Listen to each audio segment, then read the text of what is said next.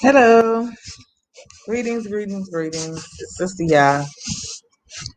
We were having some serious issues on Brother RJ's live stream. Um, Today is not our day, apparently. We're having problems.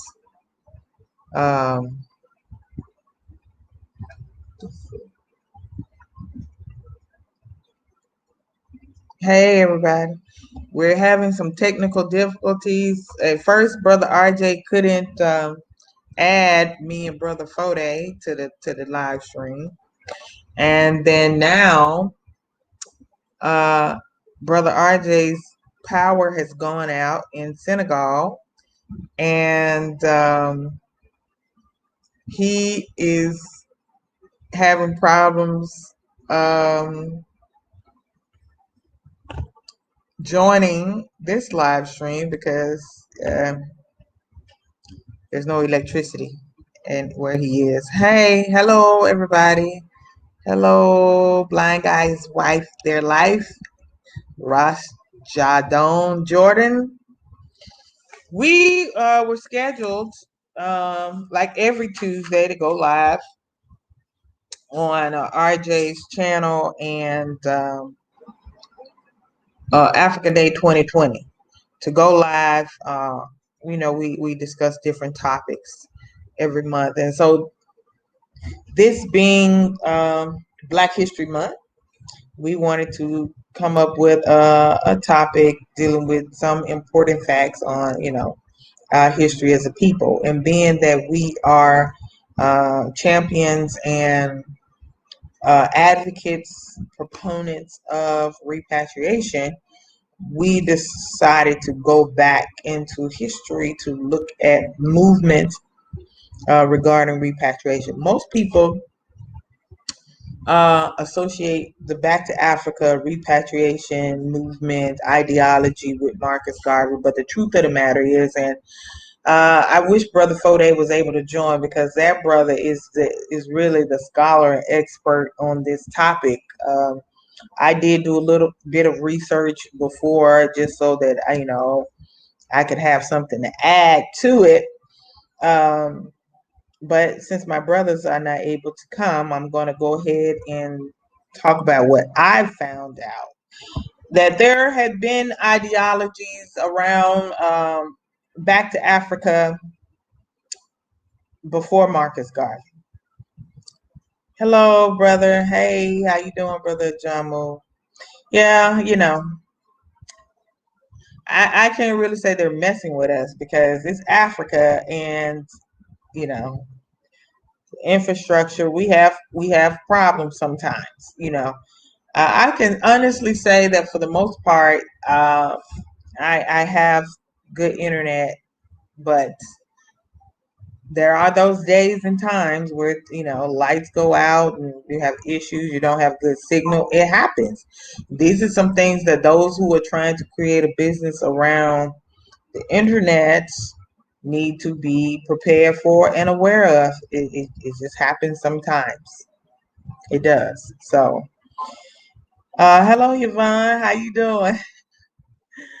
Okay, so I'm not an expert on this topic, and some of you may be.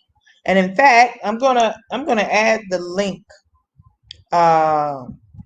to the here. I'm gonna add the link, so because I'm tell you something, Sister, y'all don't know everything. So if you have any information you want to contribute or add to this topic, please come right on aboard and help a sister out, since Chief Fode is not able to join. So this is what I was able to find out. And pardon me as I look at my notes, okay?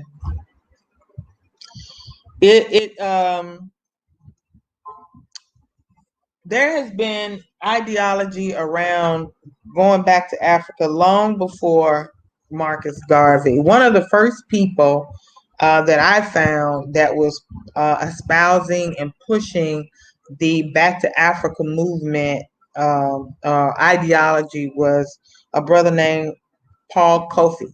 This was it's Cuffe. Is it Kofi? I think it's Kofi. And this is before the Civil War in 1811. And he was a former slave and then became a businessman in Massachusetts. And he spearheaded one of the first Back to Africa movements. And he did help return folks to Sierra Leone in 1815. Paul Cuffey, Cuffe. If anybody has any information about anybody that was before our brother Paul Cuffey, because that's the first one that I was able to find. Paul Cuffey, 1811. And he got some folks to Sierra Leone. Okay.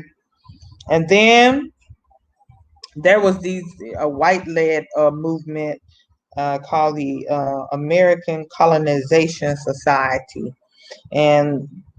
But there's some people trying to say, and these were abolitionists, and then there's also another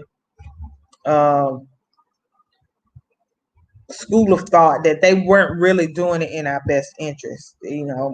Basically that they had underlining motives for wanting to try to move people out of America back to Africa. So, but they were able to repatriate thousands of people back to what we now call Liberia. Okay. Then there was Martin Delany. I don't know how many of you have heard of this brother. I have heard of his name before, and that was in 1854. Hold on, guys. Chief and RJ, they are calling me.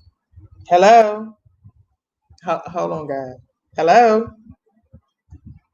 It's not working. Oh, wait. Chief is there. Hold on. I got Chief. Chief is here. Hey, what's up, sis?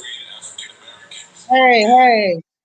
I think RJ was just trying to call. I'm glad you were able to get on in here and help our people, because this history is your area of expertise. It's not Sister Yah. Oh yeah, yeah. I have a passion. I know. I was just talking to the people about what I found with the first. Well, what I was telling them, that Marcus Garvey, while he is known for the Back to Africa movement, that have been people that had tried it, had pushed that and espoused that ideology long before Marcus Garvey. And one of the first ones that I came across when I was looking, trying to get my notes together for the show, was Paul Cuffey. Yeah.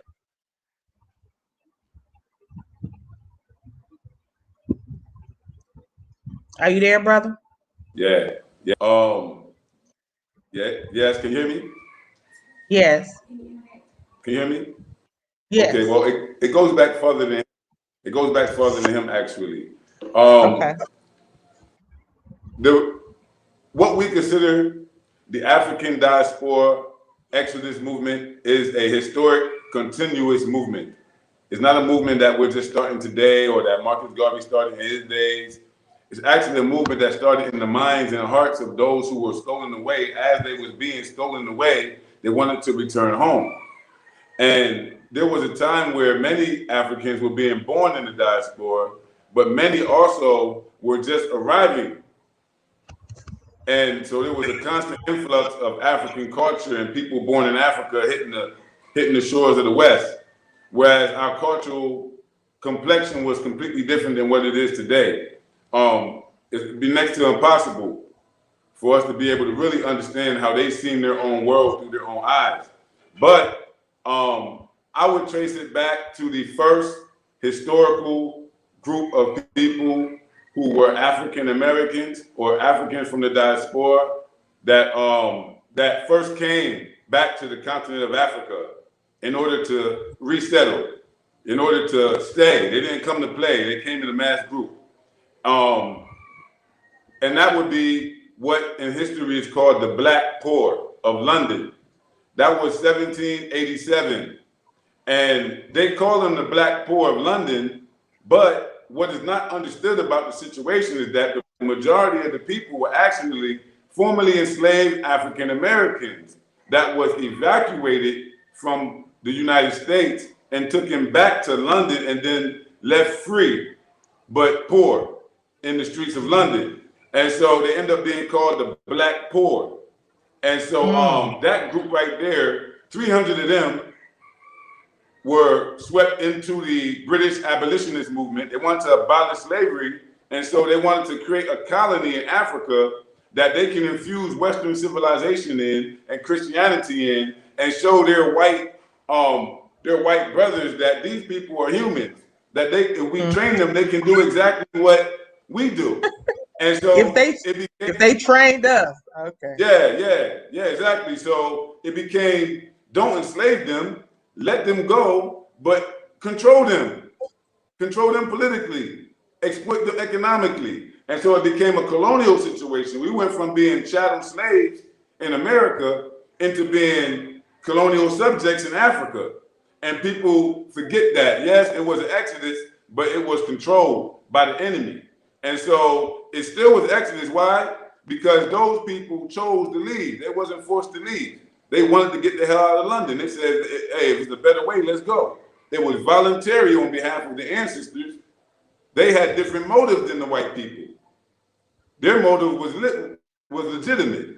And then so you have the second group, which is also ended up here in Freetown, Sierra Leone. These are the two founding settling groups of Freetown, Sierra Leone. These are the first two people that belong to a group of four, including the Jamaican Maroons and hundreds of thousands of Africans who were taken off of slave ships during the suppression of the transatlantic slave trade, and they was brought to Freetown and they was assimilated into the Creole culture of that they found here.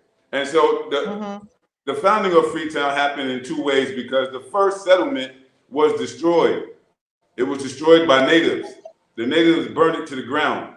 And there was only like 50 survivors left until 1,200 came from Nova Scotia, Canada.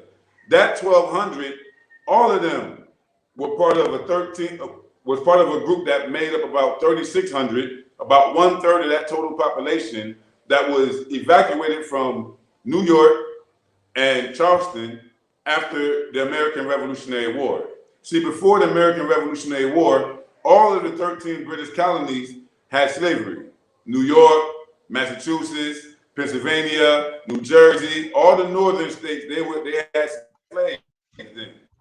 But after the American Revolution, that's when they started to pass laws in the North to lessen it. They went forward with free labor, and the South went forward with slave labor. And that's what ultimately created the contradictions for the Civil War to happen. It was a class war happening among white people. Those who had been there long, the settlers, and then those who were the immigrants just coming. And they was poor, and they looked at black people in our labor relationship with the white people that they was trying to get favor from as a competition.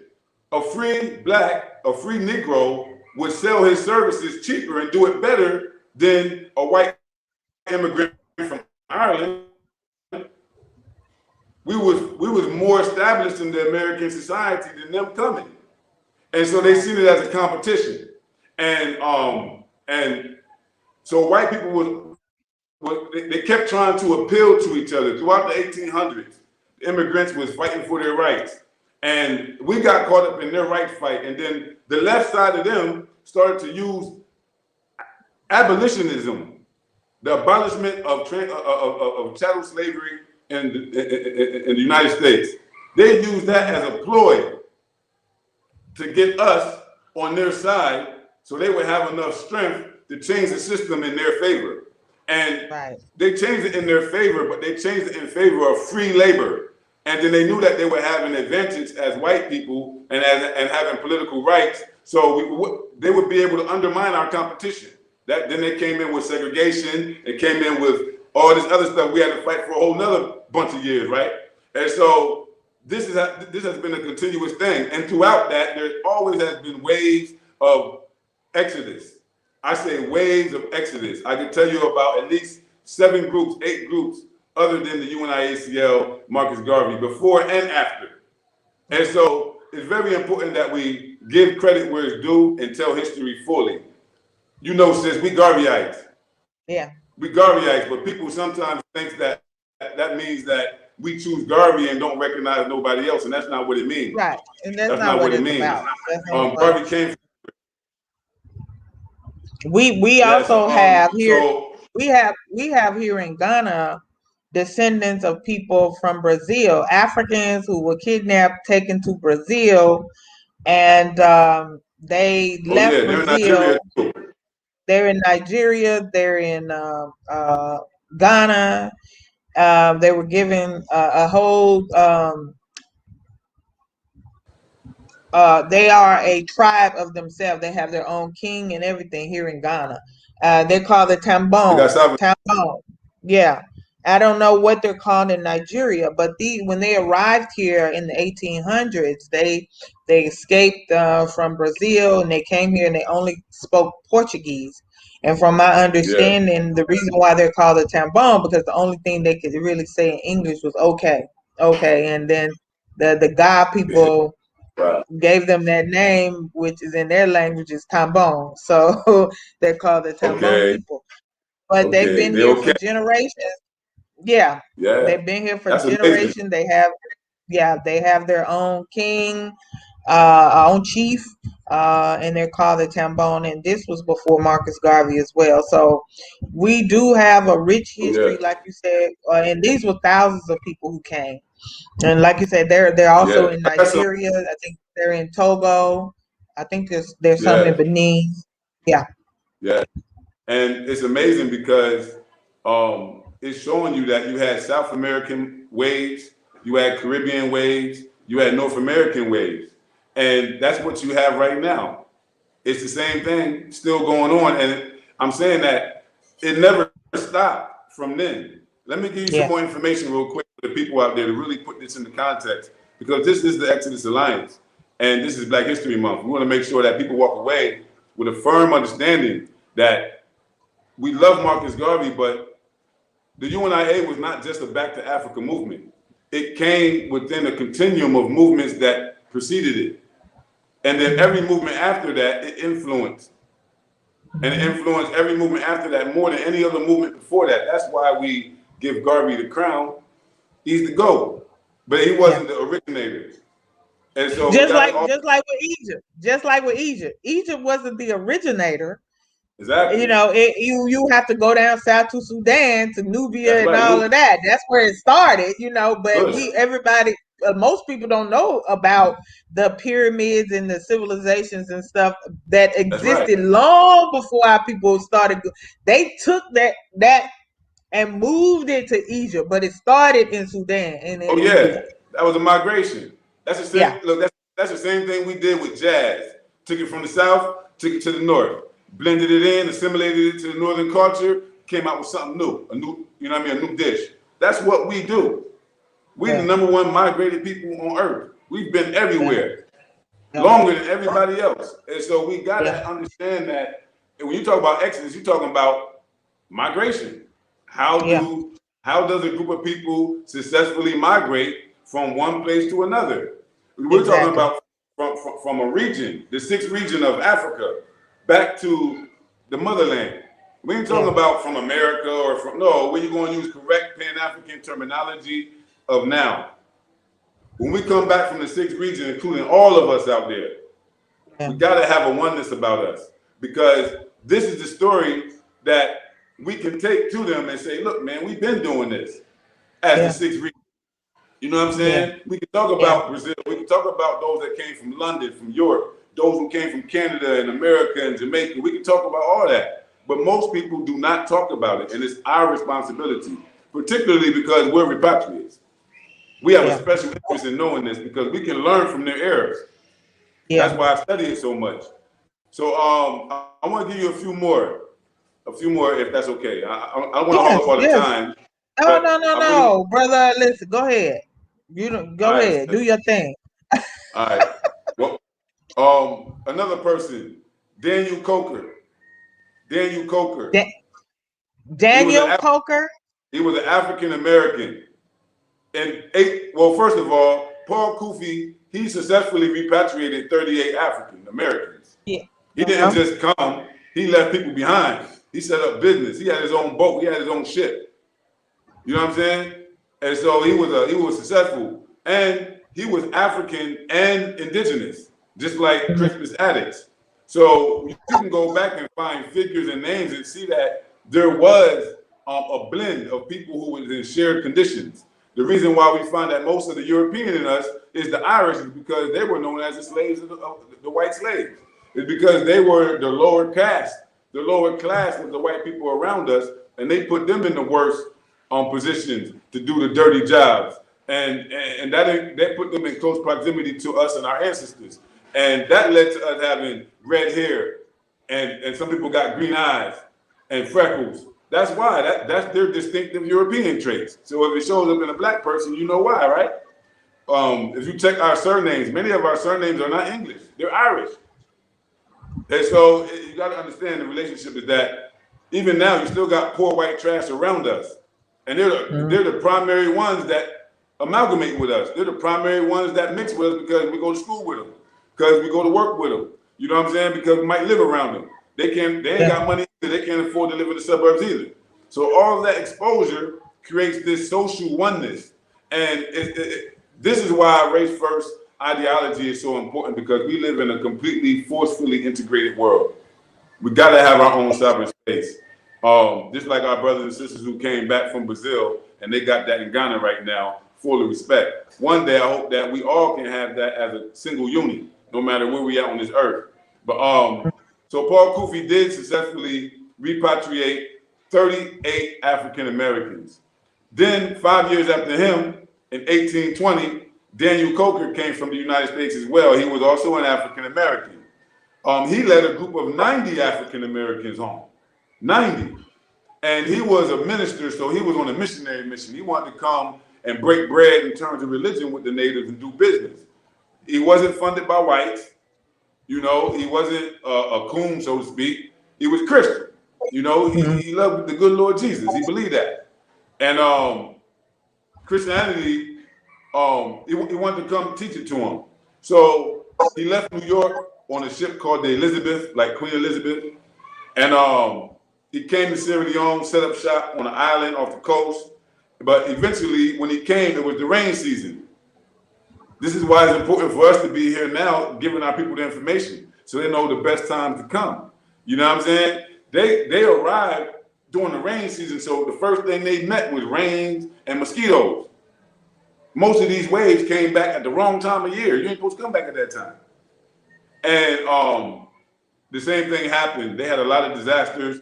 Ultimately, they said, man, forget about this, and they just went to Freetown and joined the Creoles. That was in 1820.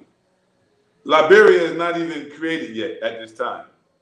The Jamaican Maroons that came back in 1800 to Sierra Leone, the British banned the transatlantic slave trade and started suppressing it in 1808. They passed the law in 1807 and went into effect 1808.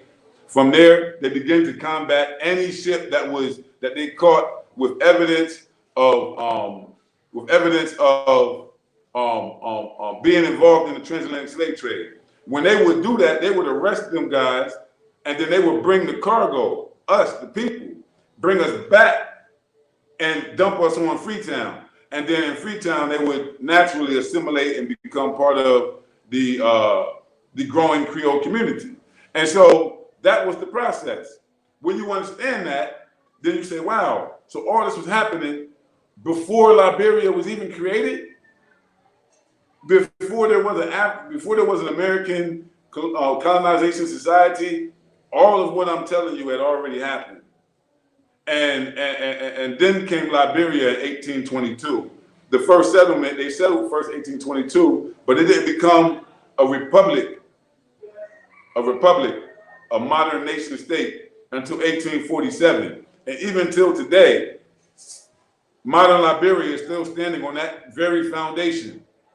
That foundation that came from these years here, from 1822 to 1847, where the ancestors went there and settled against tremendous odds, human odds, you know, natural odds, you know, the environment, financial odds. We were struggling. Anytime you go out and set out to do a new settlement, a new society, you're going to struggle at first, period. So they came, they saw, they settled.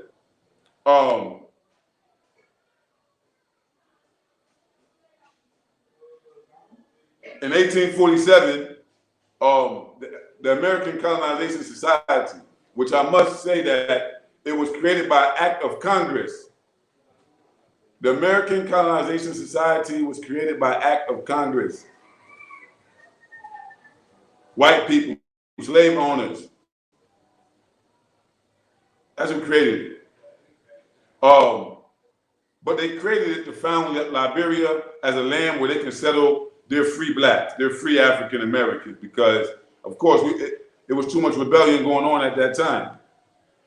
We was rebelling. Our ancestors weren't slaves; they were enslaved. Just like, you know, person ain't necessarily a criminal because they're incarcerated. You know what I'm saying? There's a lot of people who's criminal that's not incarcerated. You know what I'm saying? In that same kind of way. So between 1822 and the American Civil War, the American Colonization Society had repatriated approximately 15,000 African Americans back to Africa. So that's very important information, because we're talking about 300 that first came to Freetown, then they was followed by 1,200, then the Jamaican Maroons came 500 plus, and then the liberated Africans off of the slave ships came, and they was like 150,000 in Sierra Leone. Now you're talking about 150,000 that was taken to, 15,000 that was taken to Liberia between 1822 and the outbreak of the American Civil War. And it didn't stop there for Liberia. It didn't stop there for Liberia, and we'll get back to that as well. Some of the notable members of the American Colonization Society were Thomas Buchanan. Go check these names. I'm not going to tell you who they are. Some of them you're going to know who they are. But go check the names for your own educational purpose. Don't believe nothing I say. Go research it. Go research it. Thomas Buchanan. Thomas Jefferson. You might know that name.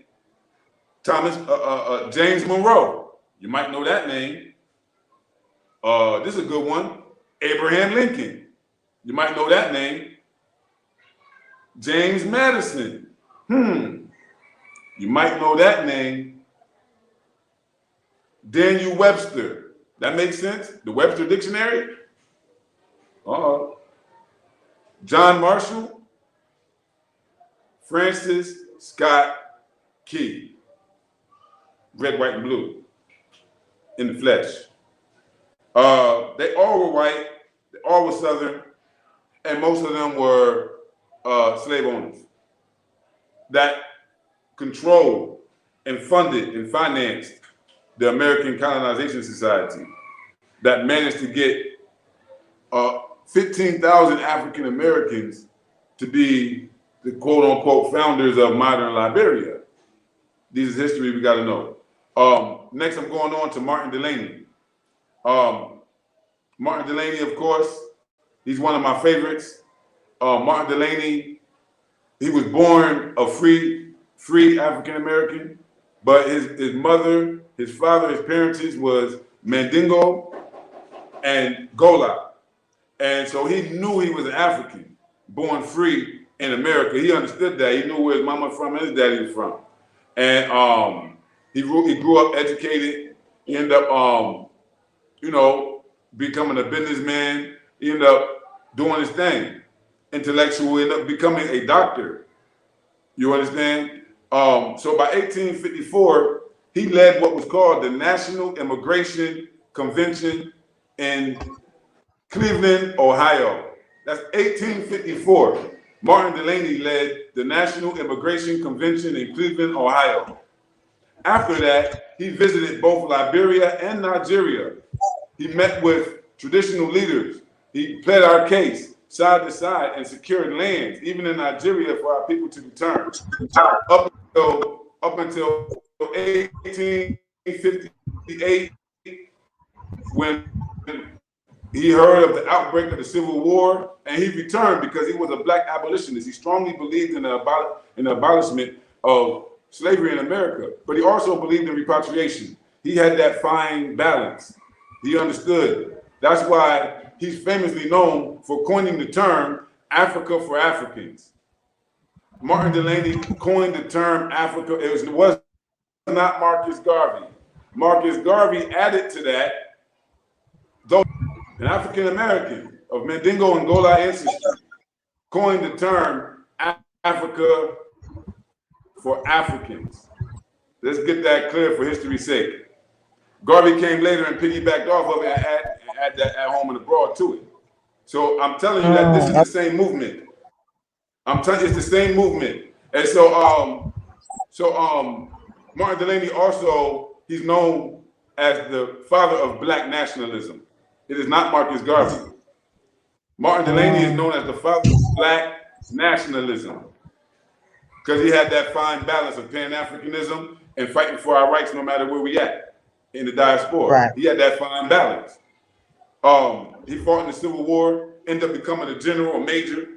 Then after that, he continued to fight for our rights. So he was a hell of a dude, and we don't give him enough respect. The next one I'll tell you about is what they call the Liberia Exodus of 1878. The Liberia Exodus was a mass migration of black people from South Carolina to Liberia in 1878. What happened was, what I was telling you, with this, this Tilden-Hayes agreement. What happened after that was this African-American congressman named Richard H. Kane, he called for 1 million Africans to return to the continent and join the people in Liberia, get away from America.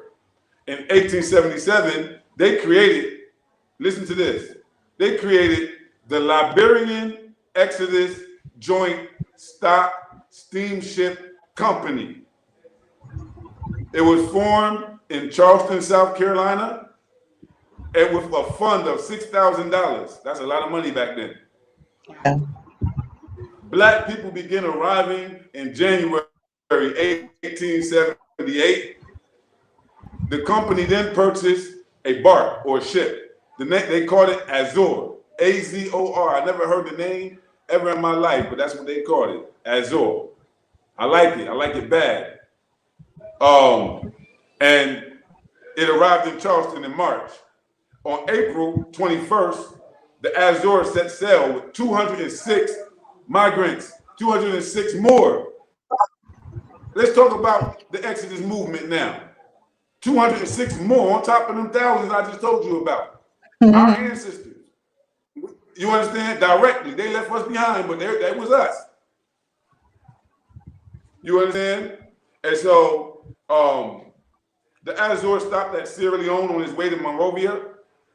It stopped in Sierra Leone to get supplies on May 19th.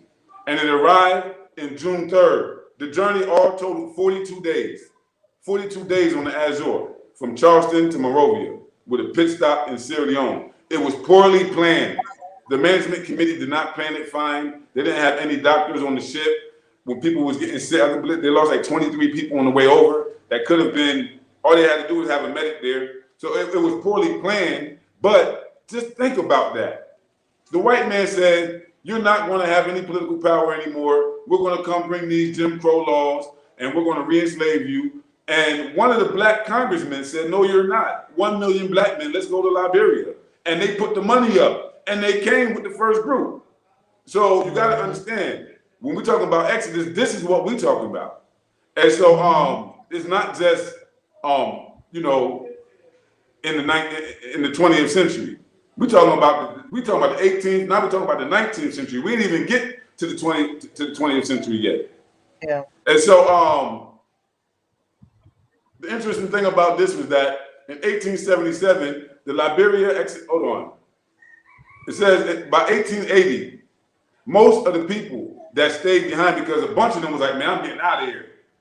It was too hard for them. It was too rough. They was getting sick. They had financial struggles. They missed their family back in America. They was like, man, I'm getting the fuck out of here. And they went back and they told terror stories and turned everybody else off.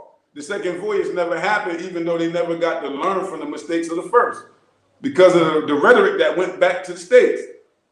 And so, unfortunately, some did stay. Many stayed. And by 1880, most of them from South Carolina that came off the Azores had found a livelihood, and they did not wish to return back to America. By 1890, the Azores passengers were well represented among Liberia's most prominent citizens. Saul Hill, an immigrant from York, South Carolina, established a successful 700-acre coffee farm. Clement Irons, also of Charleston, built the first steamship constructed in Liberia. The Reverend David Fraser opened a coffee farm with 20,000 trees and was elected to the Liberian Senate in 1891. One passenger, Daniel Frank Tolbert, originally of the town called 96 in Greenwood County, was the grandfather of the late President William R. Tolbert Jr., the last Pan-African president of Liberia. Now this one's going to trip you out because this one happened right before the UNIA was founded. It happened while Garvey was in London, and it was a Ghanaian man, a Ghanaian-born man who went to America and organized a repatriation movement and came back. Mm-hmm. And he did this. His real name was Alfred Charles Sam. He was born in 1880. He died in 1930.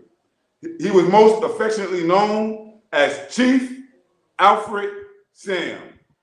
He was a Ghanaian-born merchant and a pioneer of the Pan-Africanist movement, who in 1913 through 1915 went to America and encouraged African Americans to resettle back in Ghana with them.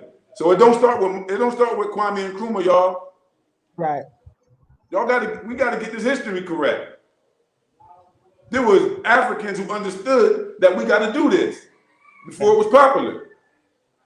And so it says in May 1913, after corresponding with Herbert Macaulay in Nigeria and traveling to the US, he began holding large camp-style meetings in Oklahoma and elsewhere, encouraging African Americans to buy $25 worth of stock in his Akeem Trading Company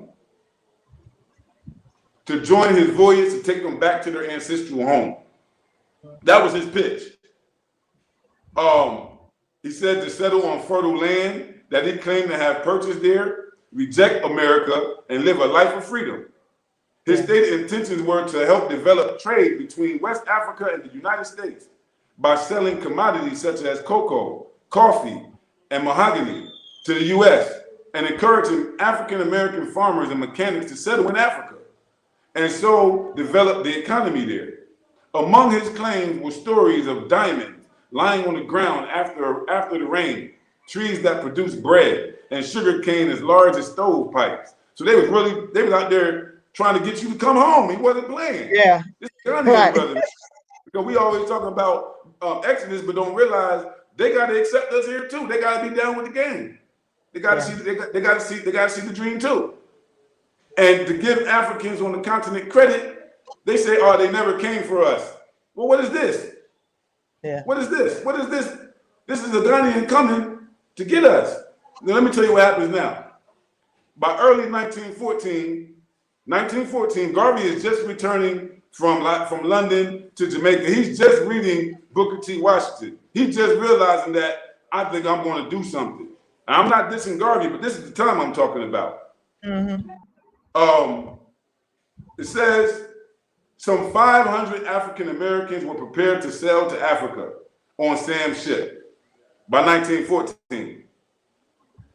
An initial group of 60 trained and selected men and women were eventually taken on board, and they left with Sam in August 1914. Garvey is not in the United States yet.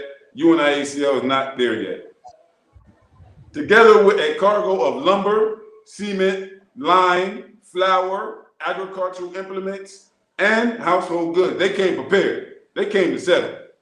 That's what they came for. They weren't playing. They understood from the last ones how they had to prepare. You see, it's a historical process that every generation go through it, and then we learn a little more, then we learn a little more, because we got to re-educate ourselves, and we got to adapt to modern technology at the same time with no damn money and no support. So it's an ongoing thing. This is the struggle. This is the real thing right here. So say they arrived in Gambia in 1914, and then they also went to Freetown, Sierra Leone, where they received considerable publicity. So this is how we know it happened. Because as they hit Gambia and Freetown, the people came out for them like, yo, they had press coverage. So we know this. It goes to say that he named the ship SS Liberia and assembled at Galveston, Texas, originally. So after a long delay in Freetown, while British authorities checked the ship's ownership, they eventually reached their destination. Y'all hear that? The British checked their ownership. They couldn't believe it. The British said, "What the fuck? Who own this?" They didn't know what the hell was going on. Man, we own it. What's up? And they held him. The authorities held him in Freetown. They had to let him go because it was their shit. Listen to what I'm saying to y'all, please. I'm gonna go on. However, their attempt to settle at Akeem, it failed, as local leaders, as the native Africans, refused to allow African Americans to own the necessary land, and because of official restrictions, shortages of materials, and malaria, many of them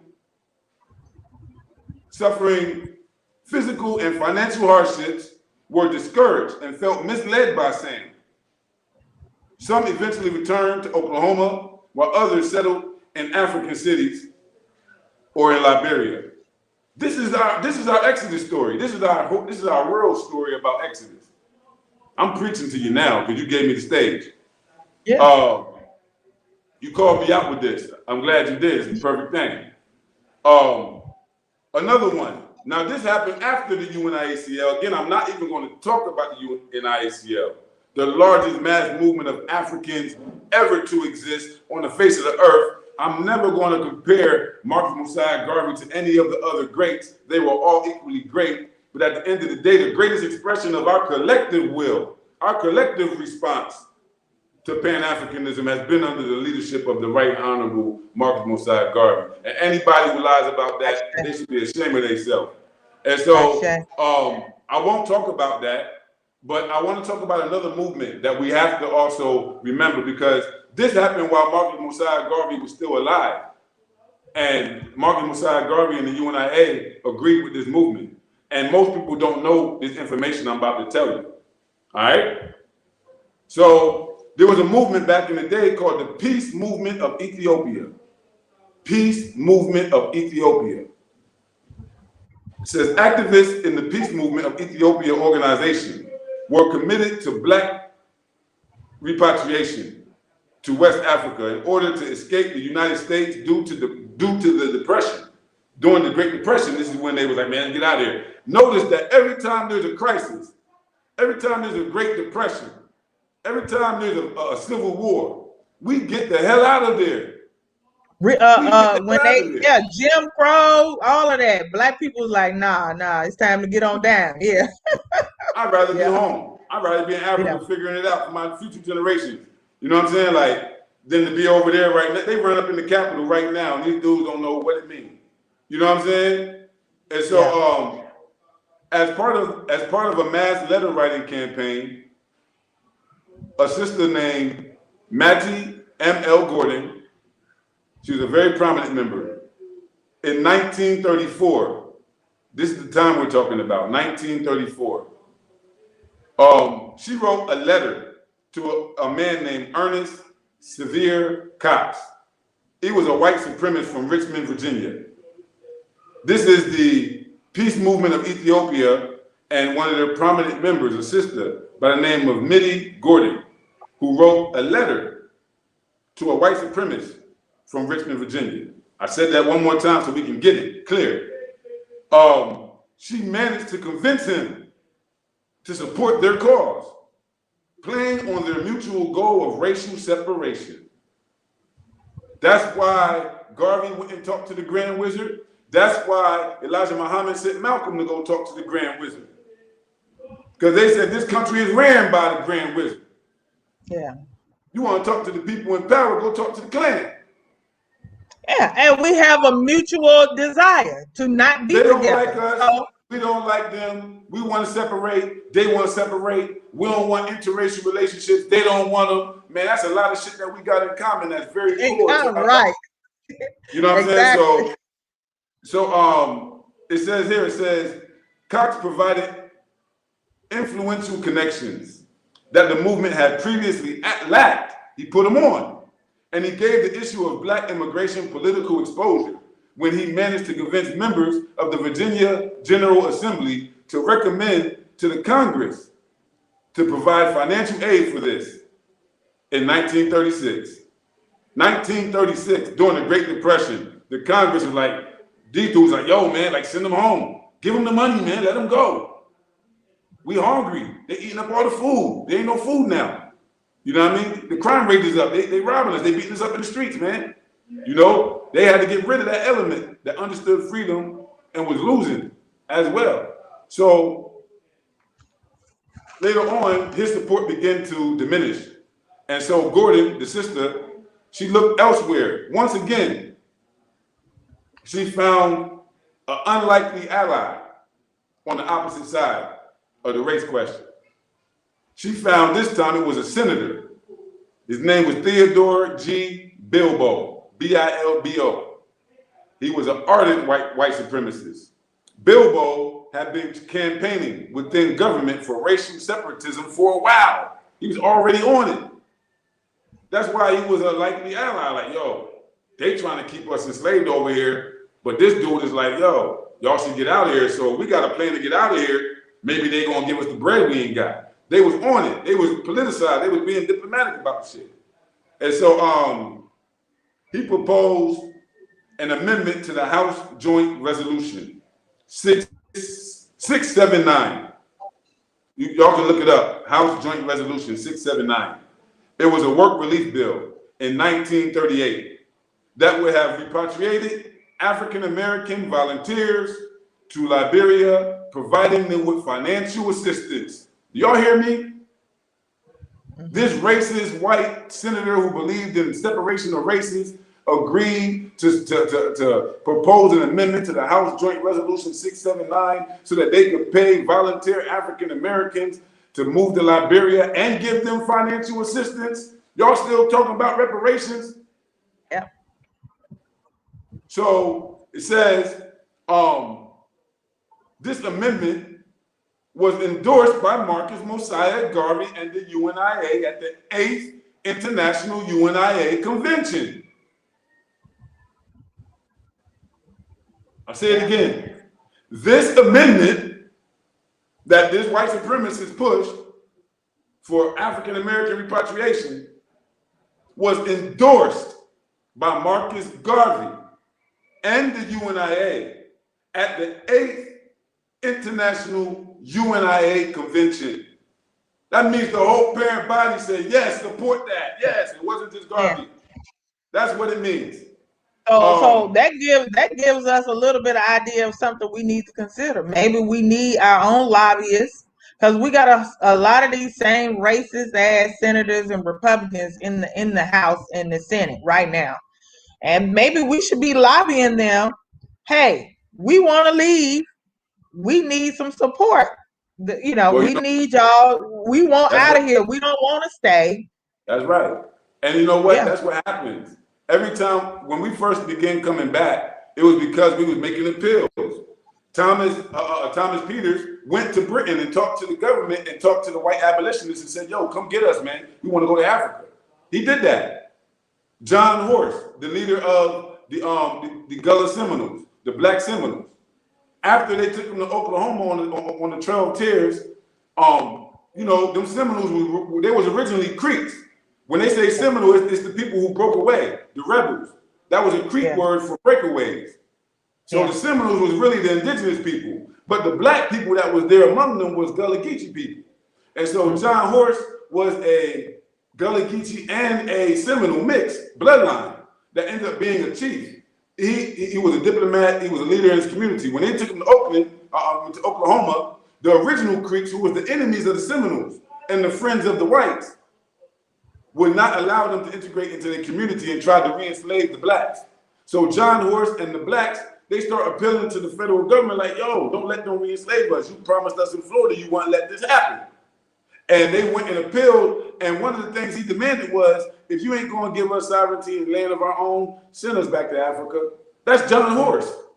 That's John Horse. This is the history that you got to dig up and find. You really got to give a hell about.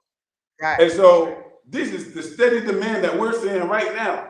We've always had to go to them for whatever support they will give to it, because some of them have always supported the demand. Yeah.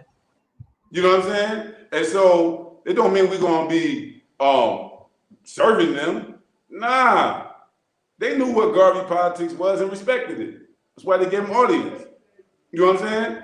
All of us, the black people, all the race first Pan-Africanists don't get the same support as those who are Pan-Africanists, but they ain't necessarily race first. A lot of Pan-Africans today, they are into other things that are not traditional, from homosexuality to all kinds of things. You know what I'm saying? Interracial relationships, you know? And so it's crazy right now. We're a whole new integrated liberal generation. You know? Yeah, you know, you have to be careful when somebody say Pan-African, you still got to go deep with them and find out exactly what all their philosophy is, because I want to know if you're Garvey.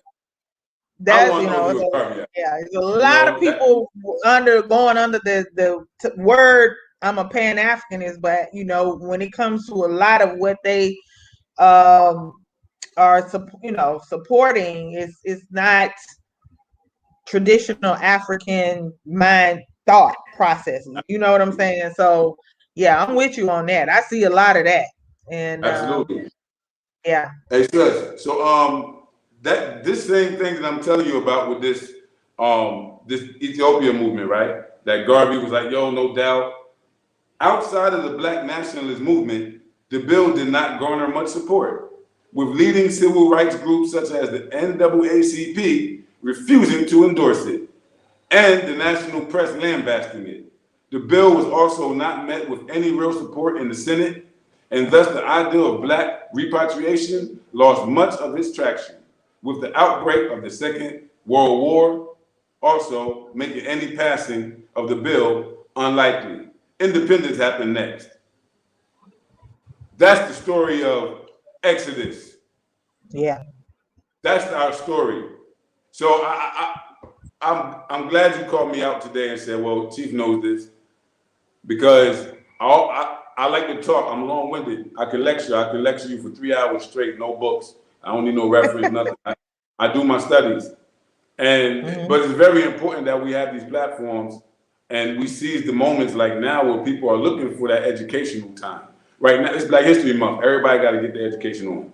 So when we, the researchers, we go dig it up, and you able to tell them about the Brazilians that went over there, the Afro-Brazilians that ended up in Ghana and Nigeria. I'm able to tell you about the African Americans who came over here in Freetown, Liberia. That's great. You think Black History Month and you think United States of America.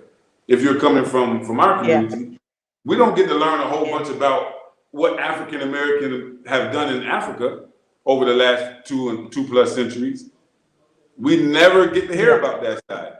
And that, because we never get to hear about it, people look at us like we're freaks of nature that's just inventing something that has always failed. If the Exodus has failed, then why are we here? And why is it growing? Right. It's just like the currents. You have low tides and you have high tides. We have high tides of Exodus every time the white man gets to fighting himself, and we realize that some of us got to get the hell out of here. Right. Exactly. That's it. So Yeah. we're part and parcel of our community and family on both sides.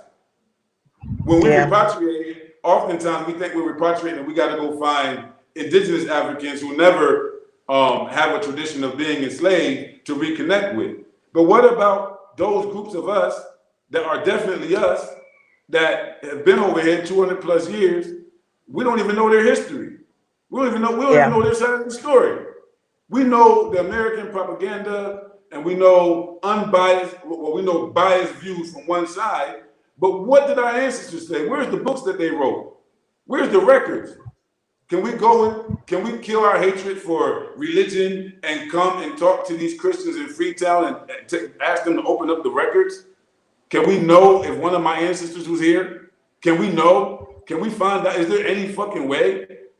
You know what I'm saying? So, and there has to be. And you know, Chief, I'm so glad that you brought up a lot of that there have been people who have successfully repatriated, and they were enslaved in America, and their descendants are back in Africa for generations now. A lot of y'all might not know about Mercy Johnson. She's an actress from Liberia. She's a Hollywood actress. Her last name is Johnson. Guess why? Her ancestors were kidnapped and enslaved Africans who were taken to the West, given the name Johnson. They came back to Liberia. She still carried the name Johnson. That's the family name. But she is a descendant of kidnapped and enslaved Africans. She herself is an indigenous African, but her ancestors were taken and brought back.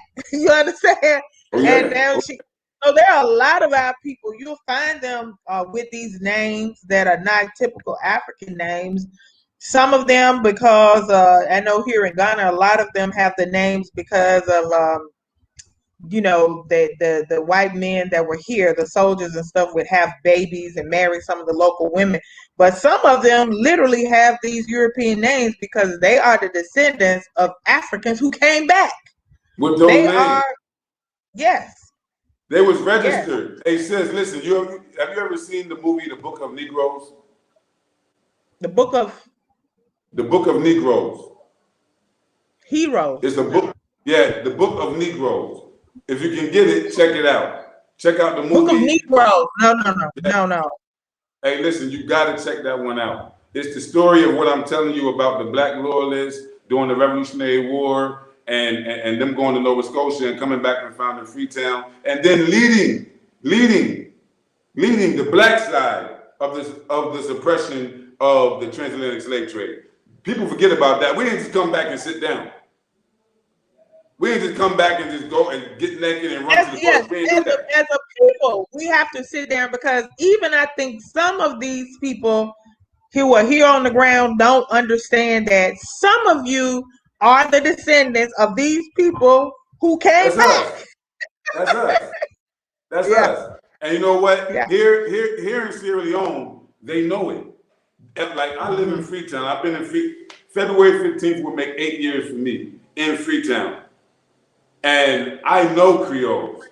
I know people from every ethnic group or tribe in this nation. You understand? So I'm able to look at the Creoles and say, damn, they got like 80% of our swag. They got like, you know what I'm saying? Like, and then when you realize like the Creole was the elite group that the British positioned. Yo, RJ, what's up, man? What's going on, family? Cool, man. So let me finish this thought. So the Creole was the group that came out of the first Exodus. The Creole emerged out of the first Exodus. If you go to Gambia, they have a group of Creole there called Aku. If you go to Nigeria, they're called Saro, S-A-R-O. So these are the bloodlines we're talking about. We like, where they at? What happened to them? They came back and they became the British #1 trade partners. And they ended up becoming the first to have professional careers and degrees in European universities and colleges. They were the first black doctors in Africa, the first black lawyers in Africa. they were the first to start political protest movement for rights in Africa. Because when they came back, they were set free in the diaspora, but when they came back, they were colonized on the continent. And they were strangers culturally. They couldn't mix easy with the indigenous. They didn't go through that. They didn't go through the Middle Passage. See, the Middle Passage was a rite of passage. You know what I'm saying? It changed us fundamentally forever, inside and out. And if you never went through that, then that's the distinction. That's the distinction between the diaspora and the continent. That's why even if somebody is born on the continent and they live in the diaspora, we include them in with the diaspora, but the diaspora are those who were taken out by force. Yeah. And we include those who came out there right now, today. So if you're born in Senegal and you in America, you're part of the diaspora. Well, it should be the same way when the diaspora come back to Africa, shouldn't it? Yeah. It has to be reciprocity. We have over 2 centuries of collective legacy building between Africans in the diaspora and Africans on the continent. We've lived, and over the years we have assimilated, and many of the descendants are still alive, and many of them don't even know who they are over here. That's why we got have you guys talked? I'm sorry, I'm just catching up, man. After this power outage we had here, but did you guys touch on any of the Brazilians that came back, or from the different the different regions? Yeah. Yes. We did. The Amaros, different Brazil, Caribbeans, the ones that came from London, the ones that came from North America, the different streams. Even we talked about even some of the demands of our people when they were fighting against enslavement. They were saying like, "Yo, send me home." We even talked about how in this Exodus movement, from time to time, we can show you where various groups of people that believed in separatism, they went to the white supremacists to say, "Yo, man, support me because you saying you want to separate, support me." That's a common thought practice even until today. And I think that is really one of the telltale signs that an exodus is necessary, when not only is it the best option for you, but it's also the best option for your oppressor. And the only other option outside of civil unrest and violence and clashes and these types of things, when both you and your enemy agree that separation is best. I mean, it sounds like that's what should definitely take place. I mean, there were a lot of political movements around that, and there were a lot of white supremacists who came to the table and said, "Hey, man, I help," and that wasn't necessarily just out of racism. Sometimes that was out of fear. When these guys were when we were revolting back then, when we were, clashing back against them, that was their way of saying, you know what, we can't fight these people. Like, these people are too big for us. In Brazil, when they had the insurrection there against the Brazilian government in, I want to say 1835, at that time, the Brazilian government was like, look, you know what? We don't even want no smoke. Let's go ahead and help them. Let's go ahead and help them get back where they came from. You know what I mean? Yeah. And so, these types of movements show you that there is a mutual necessity to separate, and at least us return home and then try that branch out again. Right? It's built on a foundation that's rocky. It's built on a foundation of theft and rape and murder and torture. And so it's going to continue on that rocky. And just this, Brother RJ, in just this past week, we've seen a video of white police officers slamming a young teenage girl head down on the ground. We've seen them spraying mace in a 9-year-old black girl's face.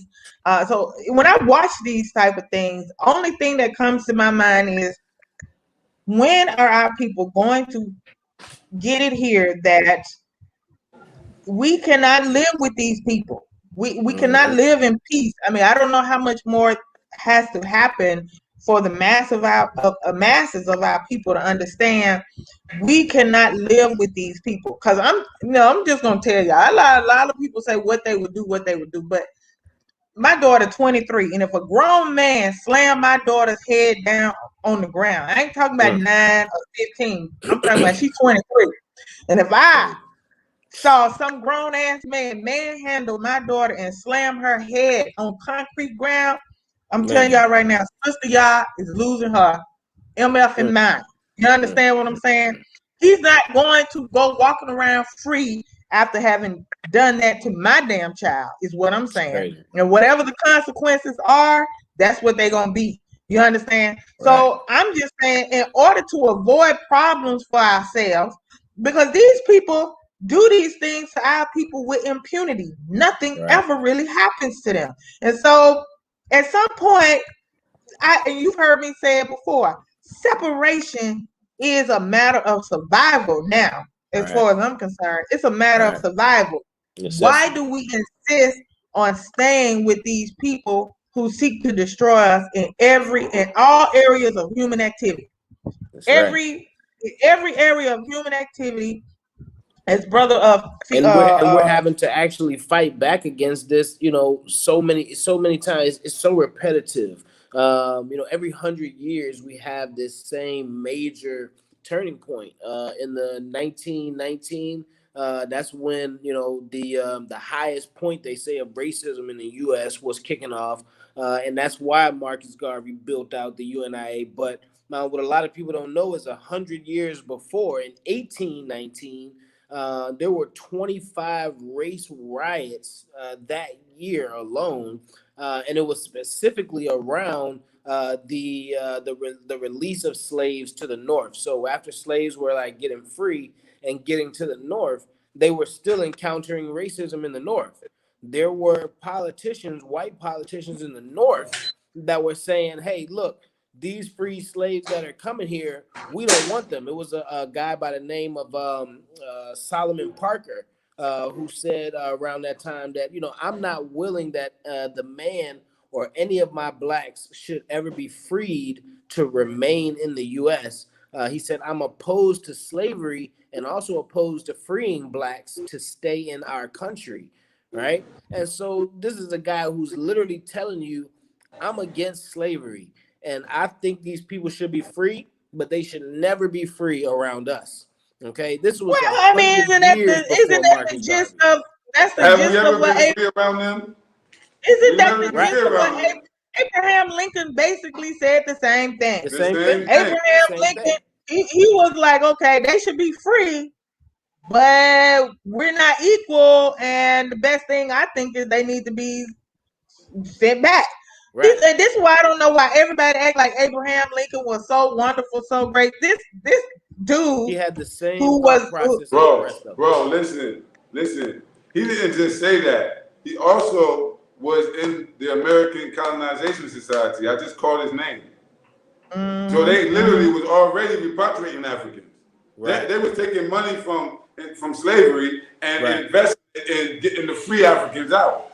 That was because right around the Haitian Revolution, the white man, they woke up. They said, "Oh shit, we got a problem.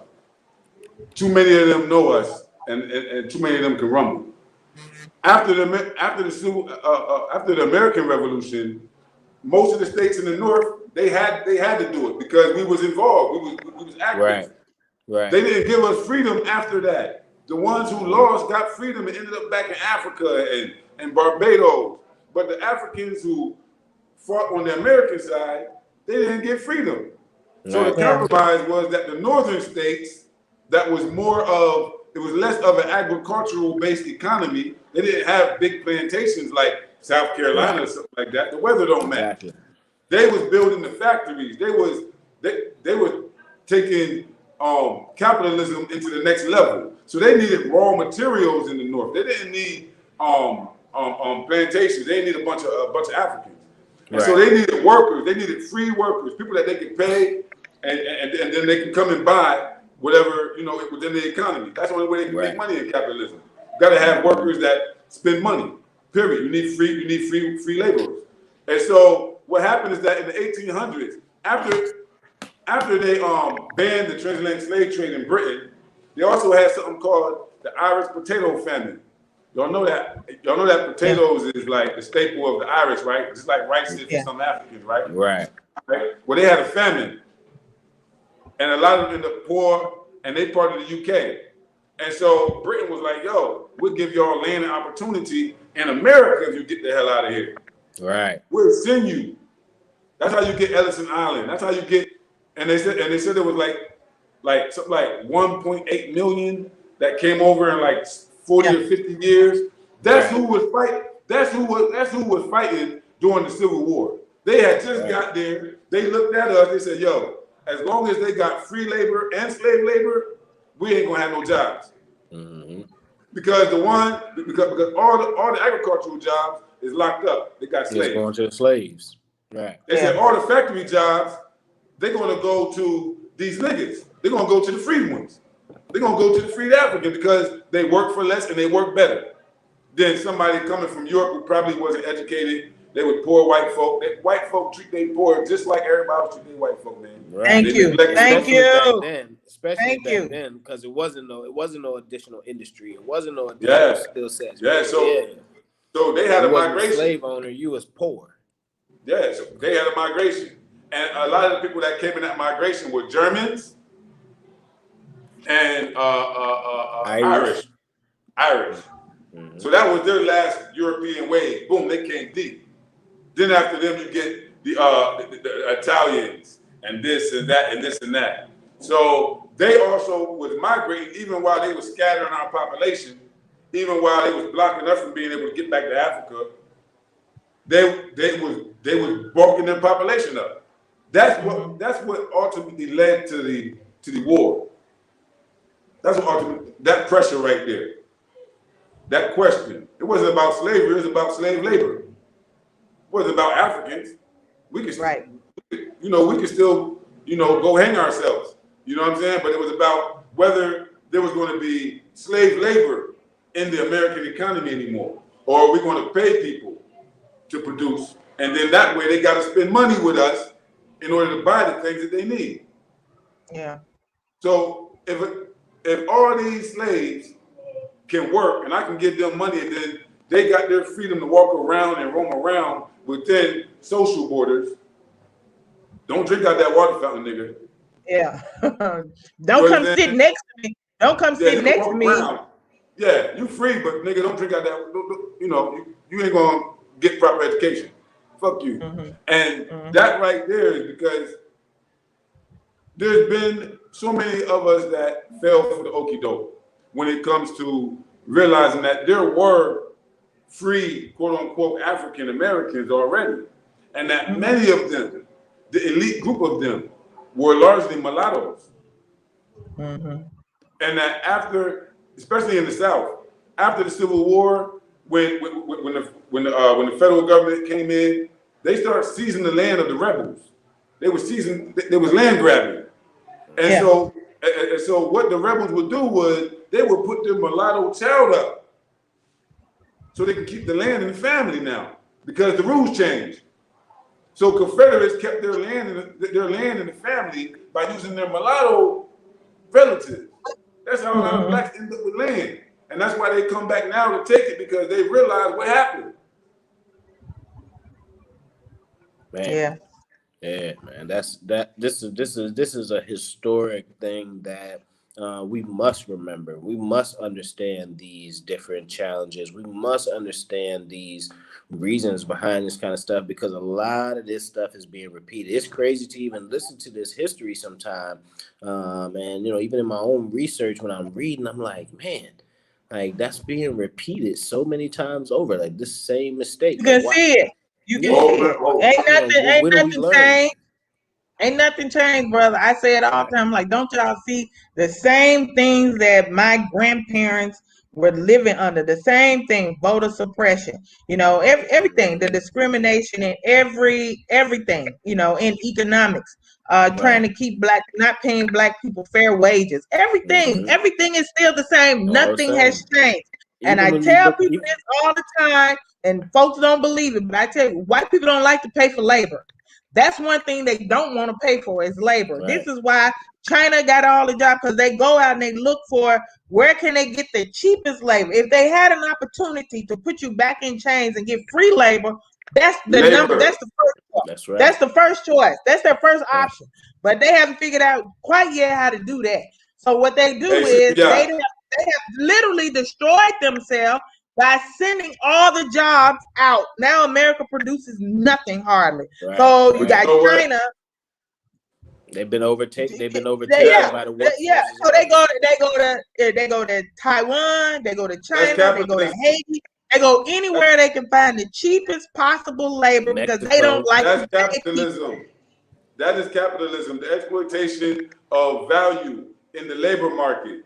Labor is a market. It's for sale. Every time you go get a job, you sell yourself for those hours and for those skills for that amount of money. You sell yourself. Yep. You understand? And the thing is that the American dream was predicated on capitalist values and aspirations. Them people want to go from being serfs, being basically shareholders in Europe. When they get to America, they can probably work for somebody until they're able to work for themselves. And then ultimately they can get people that can work for them. They're a boss now.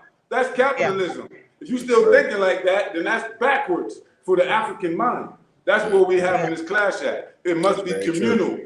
It must be communal. It must be collective. This is Ubuntu. So we have to get back into our own economics. Now, the reason why that's so important, man, is nobody's gonna do this shit for us, man. I'm sorry for cussing so much, but I'm feeling it. Yeah. Nobody's gonna do this for us. True. On it. We gotta be real. Ain't no sense in pussyfooting around it. We gotta be real. Yeah. You know, my sister just came in. Y'all know that. My sister and my cousin. Man, I felt good, man. I was like, yo. On the soil? Man, look, they came here. My cousin came like the 20th or the 21st of December. He stayed for like 10 days. I haven't seen him in like 8 years since I've been out here. Wow. My sister, she came here, she stayed a month. She just went back. And just having that time, like, yo, my family can just come over here. It's like they can, if I was in New York, they can go to New York. If I was in LA, they can fly out to see me. It's the same way in Africa. And they was like, yo, man, this was so easy, man. I ain't never had a trip like this. You know what I'm saying? Like, yo, this was exclusive. Like, everybody go to Jamaica and, you know, everybody gonna say the same shit, same restaurants. You can't bluff with it. But Sierra Leone is like, oh my God, this was exclusive. Different experience.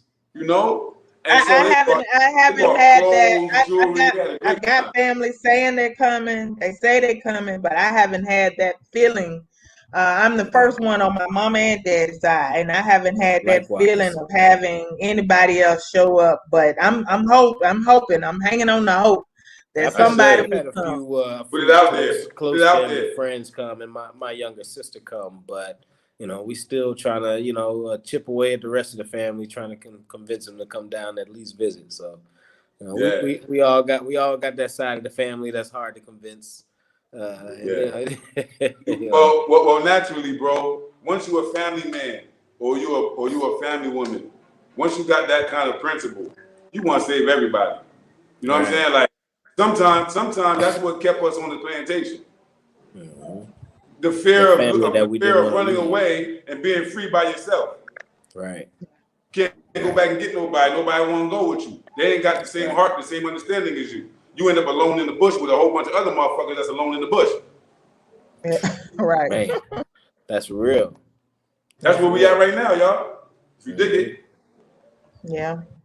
So it's always a blessing to bring our families There was literally the slave that said that. I mean, there was a time when they were thinking about this whole, back to Africa movement, and the abolitionists were coming together, it's important to point out that our biggest opposition were our own people. There was a time, I think in the 1830s, they had 3,000 Black pastors and leaders gathered together in a church in Philadelphia, and they frankly said, we will never separate ourselves voluntarily from the slave population of the country. And so these were people who were free already. They were already, free. They had already made it to the north. They had already gotten away. But when it came time to say, okay, you guys are free enough to leave and go back home, they said exactly what you just said. We don't want to leave. I ain't leaving my The family. rest of us, right? Yeah, there are those of us that we tried to get them to leave the plantation when we left, and they told us, "No, I ain't leaving here. I'm gonna stay. You know, that's right. I'm gonna stick with Massa." And you know, you ran, you got the freedom, you got away, and somebody gave you the ticket to say, "Okay, now we can get you back to your homeland," and you say, "But I can't leave the ones of us who were, you know, too stubborn to walk away."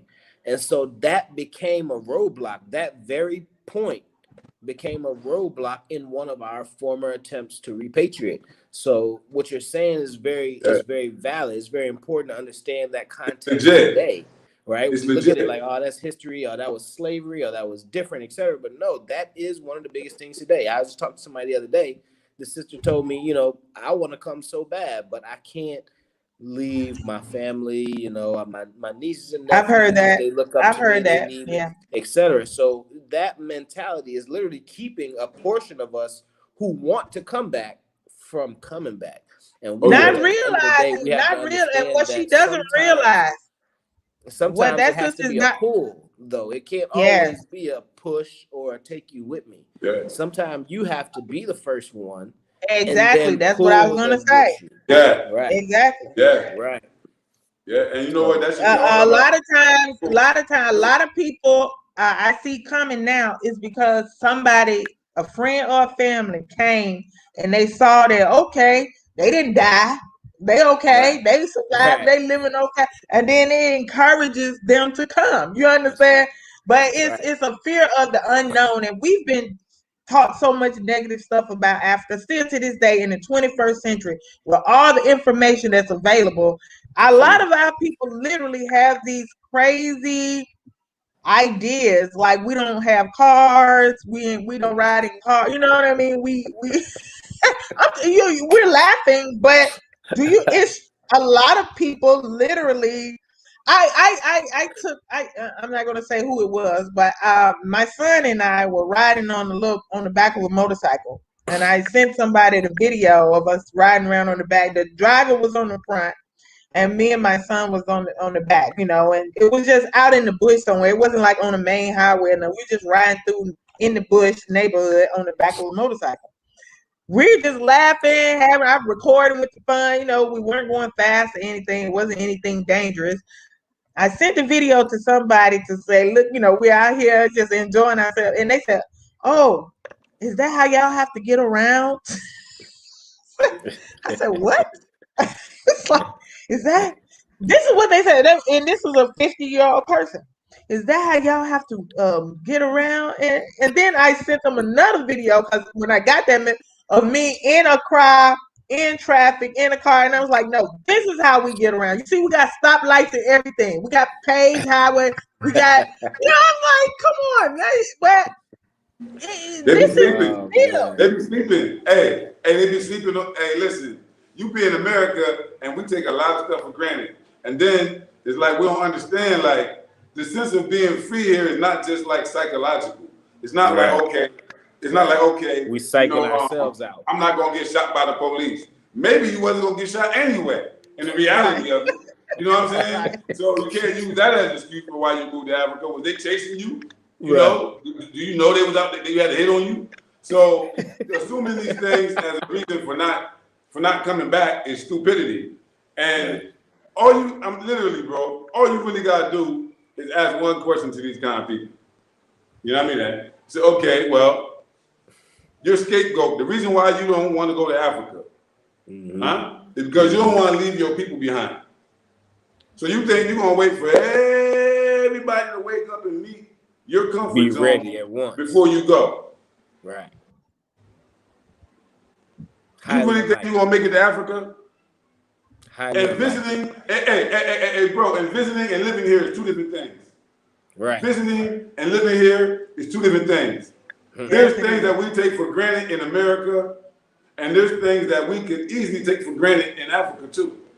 It's not just psychological, man. You got the freedom to make your own deals.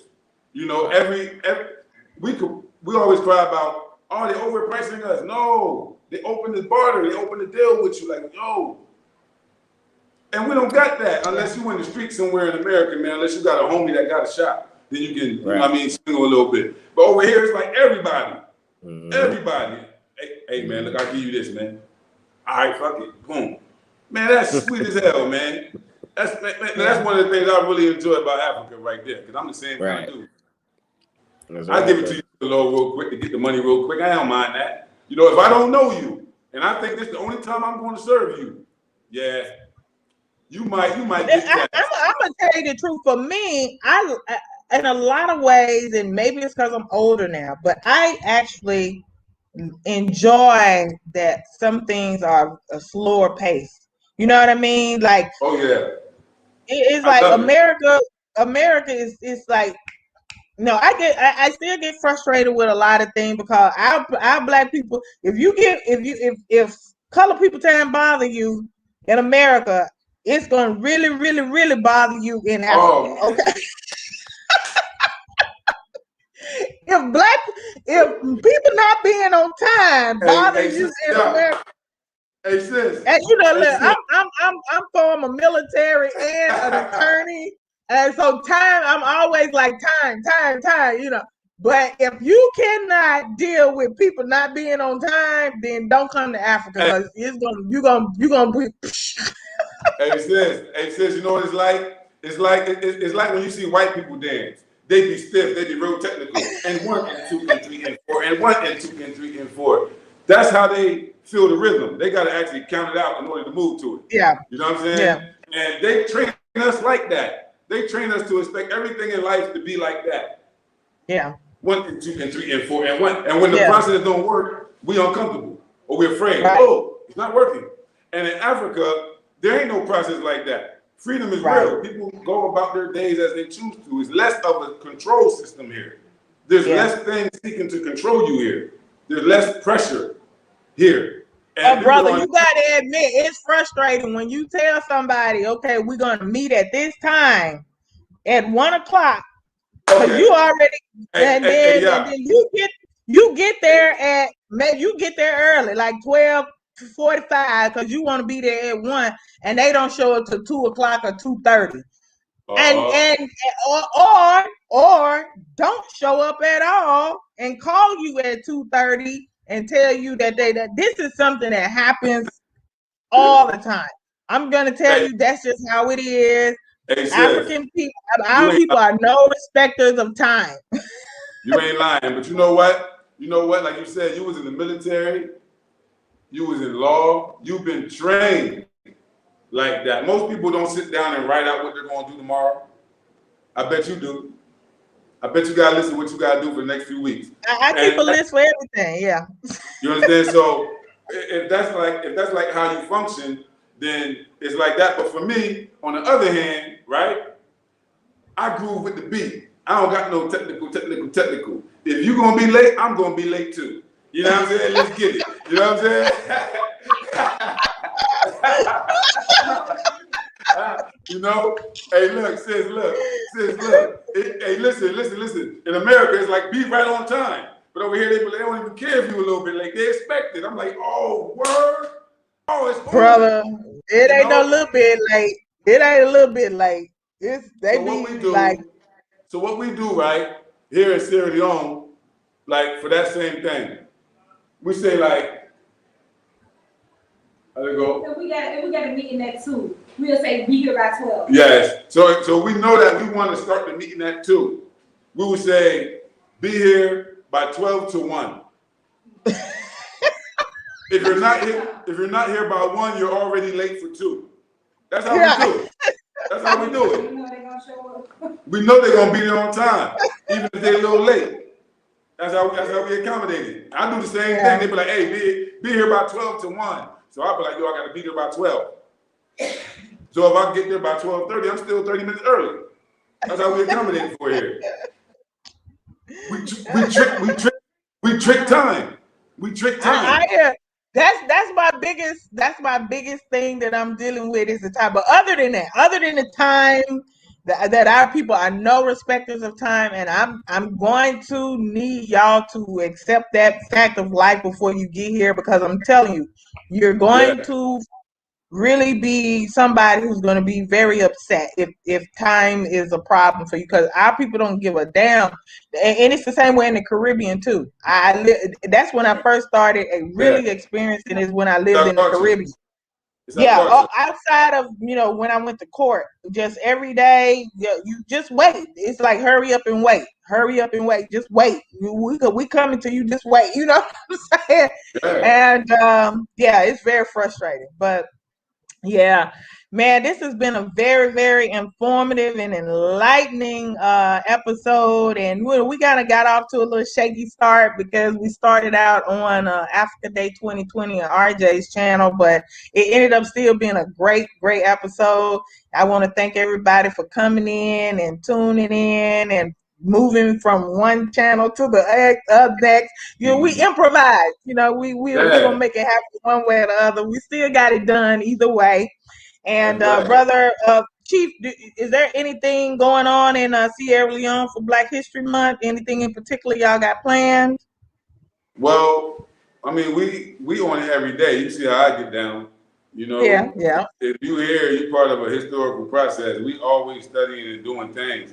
But we do have our organization, our movement, the Gullah Leone Union. We are commemorating what we call Gullah Geechee Redemption Month, and we're highlighting all of the work that we have done since 2015 to contribute to the overall redemption of Gullah Geechee people. And we also launched a petition requesting the government of Sierra Leone to grant citizenship rights to Gullah Geechee people as well, as they have to people who have other ways of connecting. There's many different ways that you can connect, but definitely appealing to them for that. We've been doing it for years. From 2006, we originally started having 16. We started having official relationships with the government here to begin to talk to them about the ideal of citizenship, because before that, only Isaiah Washington, the guy from Grey's Anatomy, who got his DNA test and came back and got his citizenship, first African to do that. After him, no one else had come to request it, and the government didn't seem like they opened up a process to everybody either. So we said, you know what? Me and Kenny was already on it, because we Geechee, we know our history, we know where we come from, we know our roots here, and we're proud of that. That's why we chose Sierra Leone. That's why I chose here. People always ask me, why don't you somewhere else? I want to be where my roots is at. I have a strong spirituality that connects me to my ancestry. So I wanted to be where it was going to be strong for me. So when I need protection, I'm in a place where my ancestry is strong. Spiritually, I'm talking about. Where the destiny is aligned with who I am, as opposed to just looking at the map and choosing where I can get crib for the least, who got the most jobs. I wanted to choose where I was from and go there. And that's where we at.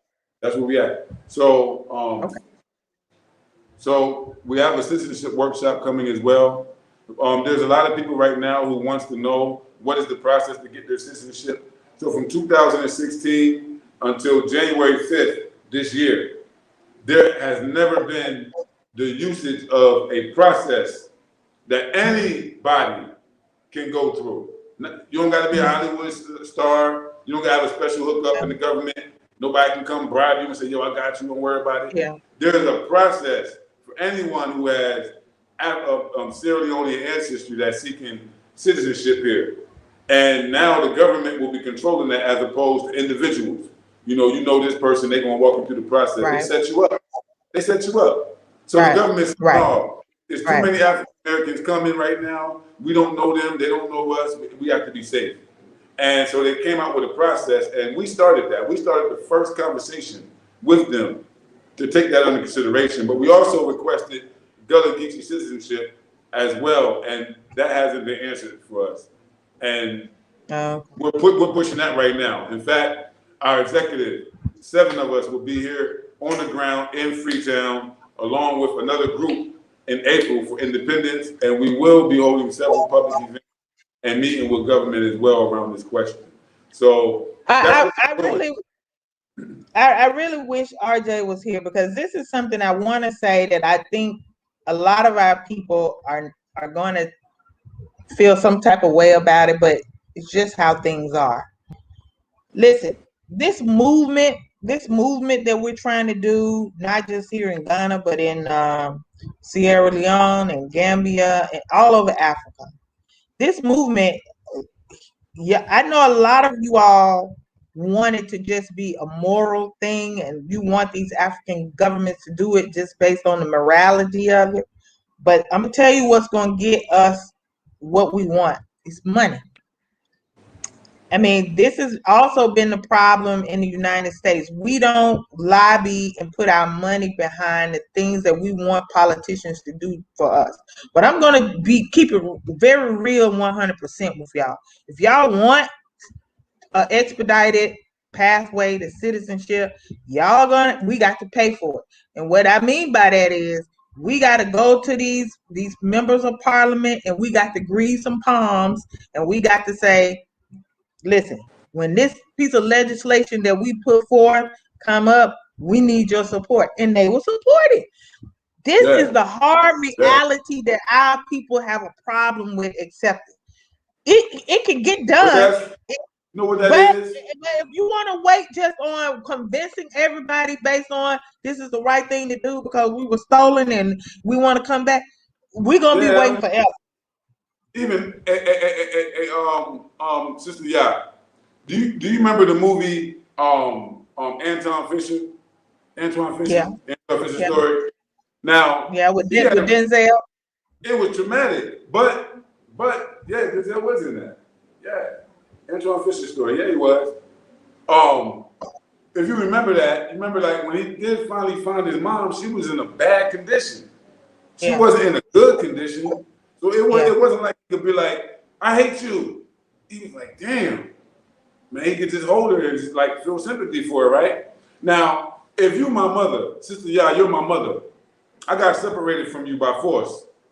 When I finally get back and find you, I got all these feelings of you abandoning me, you not coming for me. I don't know what the hell you had going on in your life, but I'm blaming you because you're my mother.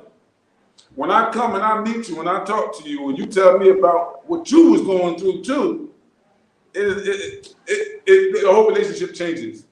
And if I come back in a better situation than you financially, then of course I should bring the finance to the table. It takes more than just finance to develop and build a nation. If you have it, put it up or shut up. You know what I mean? I don't got it. That's why I ain't got to shut up. Yeah. I just, I know that our people, when we bring up this reality of this is what it's going to take for us to get what we can get what we want very easily. If everybody were to come up and say, you know what, listen, Sister Y'all, get an attorney, draft up a petition for the legislation, some legislation, and and find out what we gonna need to get these parliamentarians to sign off on this legislation. If y'all do that, we can get it. Brother Foday can get the same thing in Sierra Leone. We can get the same thing in Senegal. We can get it in Gambia. We can get it. Yeah, we can get it. I think our people are on this sentimental thing. Oh, they should just do it because we are descendants of kidnappers. No. Guys, you know what it is, sis? I'm being honest with y'all. Y'all might not want to hear it, but I have to tell you the truth, whether you want to hear it or not. I have to tell you the truth. Go ahead, brother. No, go ahead, sis. No, that's what I wanted to say. We can get it done relatively quickly, actually, if our people collectively agree. Okay, if you got to grease them palms, put the money in the pot and go grease them palms and get us their legislation. And you know what? You know the thing about that is that we want freedom, but we don't want the responsibility of wielding power. When you see the Chinese people meet with the American people and they sit down and they talk business and diplomacy, that's why you see them nation building. If we got to feel guilty about doing that or feel like some coons or some sellouts because we got to push the damn agenda forward, that's our problem. We always got to explain ourselves to people that ain't going to do it for themselves. Yeah. Why we trying to do it for everybody? Why we got to explain ourselves? Play the politics. Play the game. Play the game. Play the game. Yes, we have a moral right of return, but I'm telling y'all. Hey, Sister Ya, remember that Ethiopian movement that we were just talking about said, repatriate volunteers who got skills. Repatriate the skills. Repatriate the skills. Literally. That's all we have to do. And look. In repatriating our skills, we end up becoming a counter force against any imperialist non-Africans that want to come and do business. At least we have ourselves established here. I ain't talking about millions and billions of dollars. I'm talking about basic money being pooled regularly so that we have our legal fund. We have our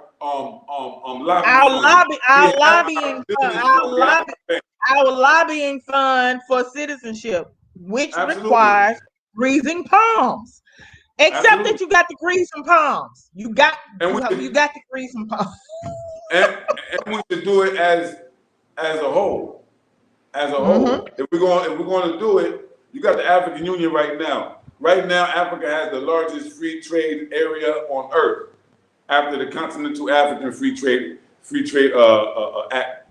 Now, then they're about to roll out the African passport. Now, the AU. Now, like it's about to happen for real. I remember when they were talking about it 10, 15, 20 years ago, but now it's coming true. And what happens is that before it comes true, people, they doubt it. But then when it comes true, they want to run up on it.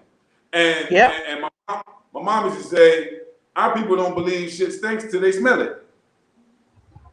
Yeah, and our people, and I can't say this enough, thinks that just based on morally what's right, that these people in the African Union are just going to say, yeah, give it to them too.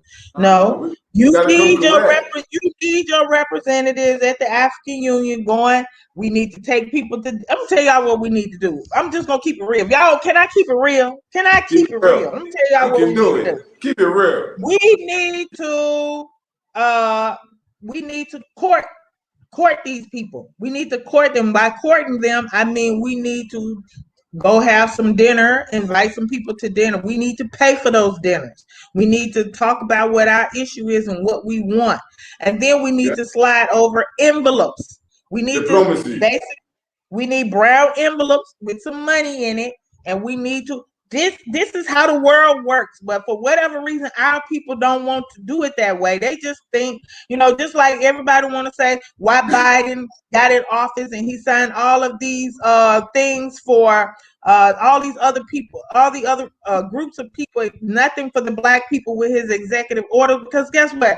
Trust and believe all those other groups of people put money into his campaign. All those other groups of people donate as a group. As a collective, they are, and they're making it clear. Okay, this is what we coming with, and this is what we want. Black people don't do that. They just show up at the polls like some idiots and just give people their vote without anything in return. You understand?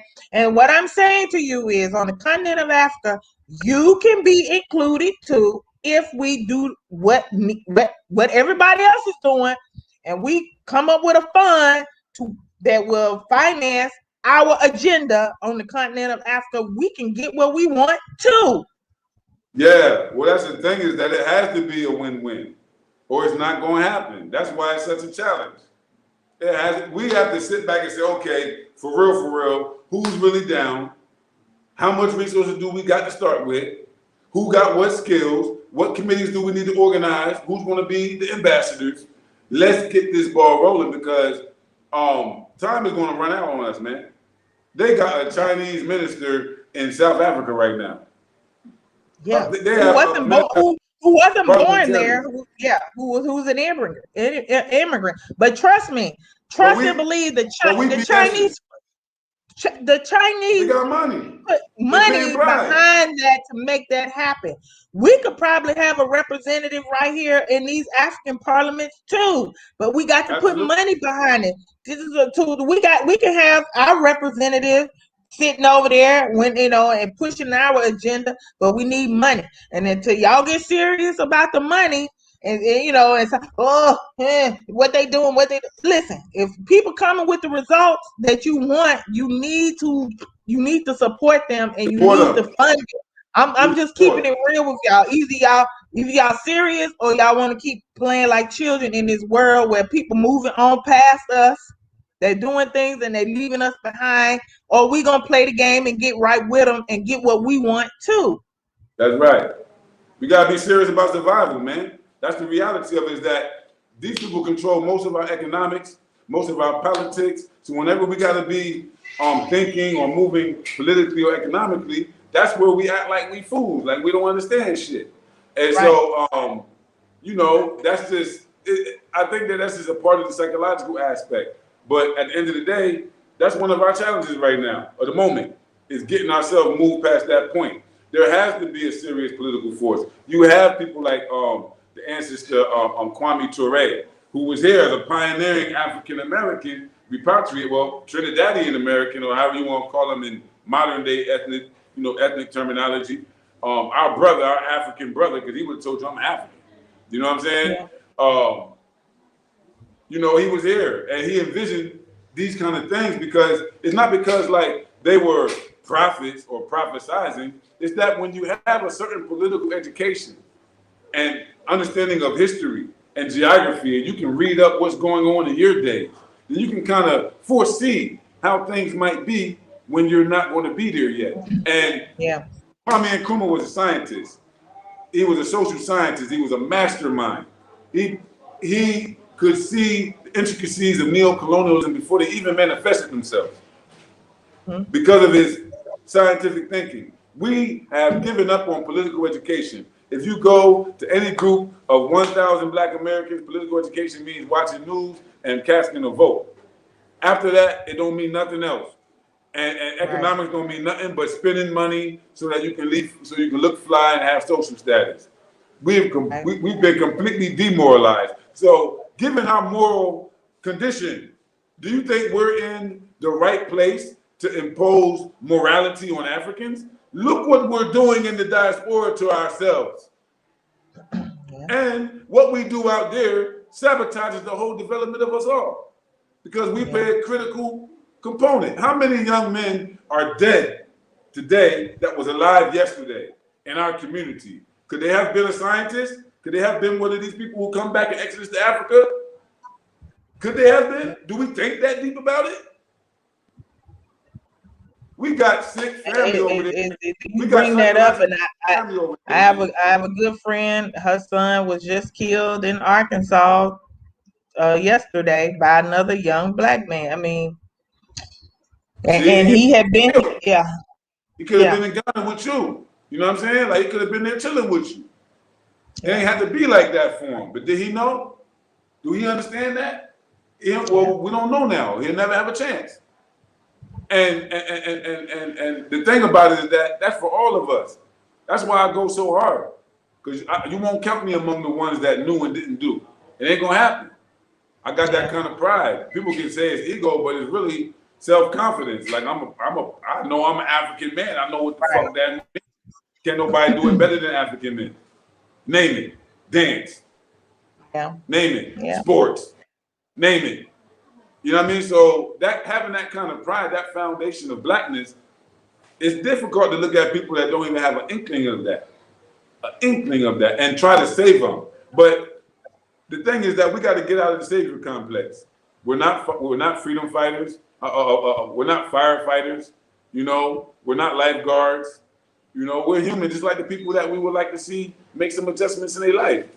And we give a lot. I mean, not just me, man. I'm so proud to be among so many other individuals that understand and do the work. And I ain't just talking about physically. I mean, throughout my life, I've met so many people that give me motivation and inspiration, that keep me up on my toes. You know what I mean? Like, I can't get left too far behind. I got to keep up with my team. And having that sense of camaraderie is the core to developing it. Now, us understanding our role, our full role, that we have a different role because we are already separated. We are already on some different shit. We here with the passengers. And our people out there don't understand it yet until they smell it. They don't believe it till they smell it. And if we understand that, then let us just keep doing the work and make sure that when they smell it, they're never going to forget that shit again. No problem. Right. Absolutely. We're trying to help. Brother. So we're trying to help. We ain't trying to split nobody, you know? Right. And over time, the people going to understand that. It's common sense will tell you that, yo, if I'm in the States and I want to go to Africa, I got to have somebody that I can link up with, that I'm familiar with. That will help me. Yeah. But if, it's so much we need to be doing. We can run our own propaganda campaign on the continent of Africa. We can make commercials and get them on the TV that talk about the children returning home to Africa to sensitize our people. All these things cost money, but they can be done. You understand? But our people have to support these things. They cost money. They cost money. They cost money, but more than money, they cost organization. You can have the best idea. Organization, You can be organized all you want, but if the people don't put some money behind what we're trying to do, all the organization in the world ain't gonna get it done. I tell you this, Sister Y'all. I'll tell you this: if we don't have the organization and we get the money, then only a few selfish individuals gonna walk away with it. Oh yeah. Organization keeps us accountable. It keeps us transparent. Everybody should belong to an organization. Yeah, you understand? I agree. I only want our people to understand that this is not going to be something that cannot be done without financing.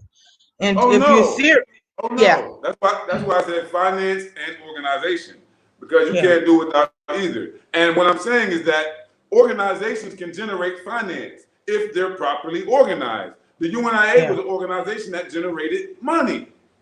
Yes. Because it was organized well. That's what I mean. Yeah. Like, no matter if we get money before we get organized, it's going to be a waste. So don't, you know what I mean? You got to do both at the same time. You got to build your organizational infrastructure, and you have to also get that money so you can sustain it and build it into intergenerational wealth and institutions. That's the complete cipher right there, but you can't do none of that without an organization that can respond to the needs of our people.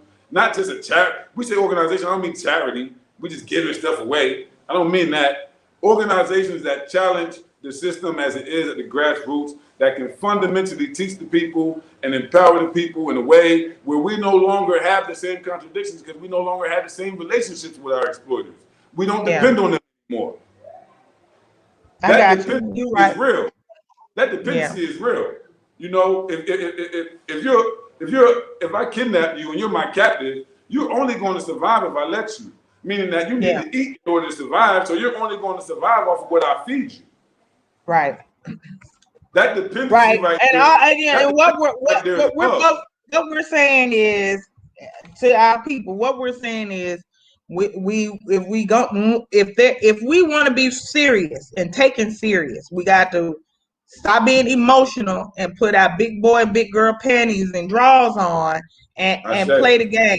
Play the game just like everybody else play the game. If we want to be taken seriously, and if we want to really, get these things that we say that we want, then we got to play the game.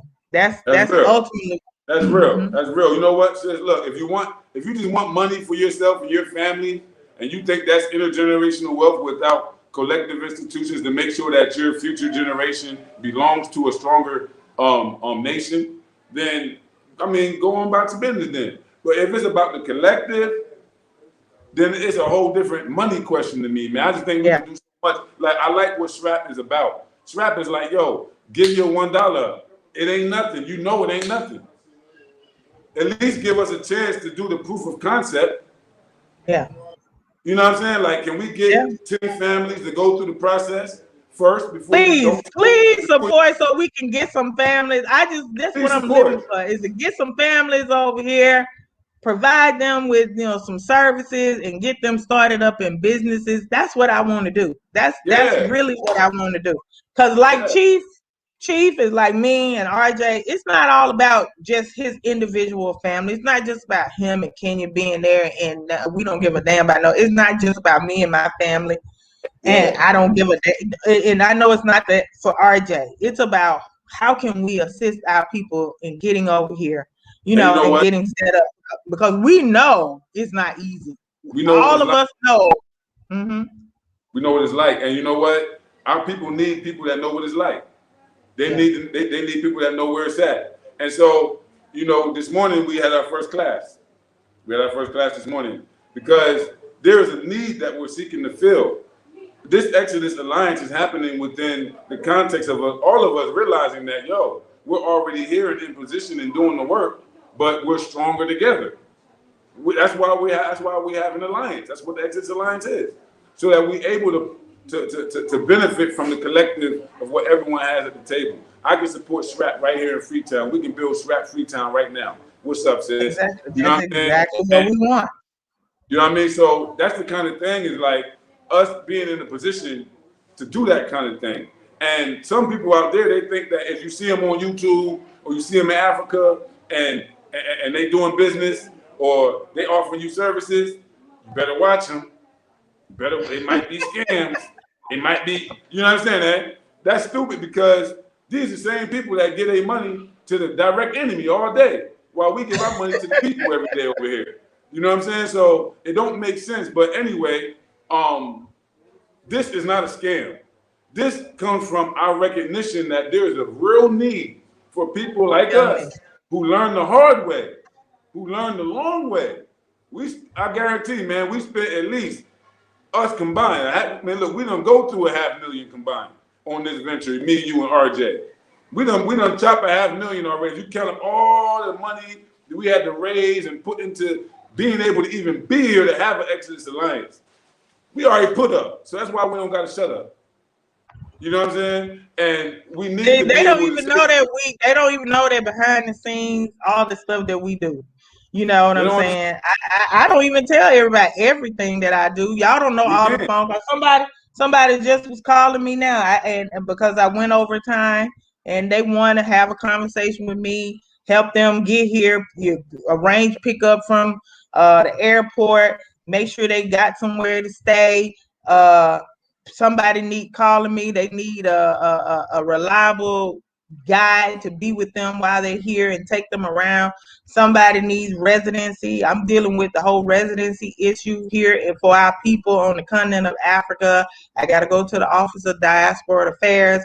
There's been it's a lot that goes on behind the scene that our people don't know. When you running up and down somebody, I just did a video. I had 2 sick brothers from the States here, all at one time, 2 of them, Wow. and trying to run up and make sure these brothers were okay, and at hospitals, going to check on people, all this stuff. But I'm not complaining about it.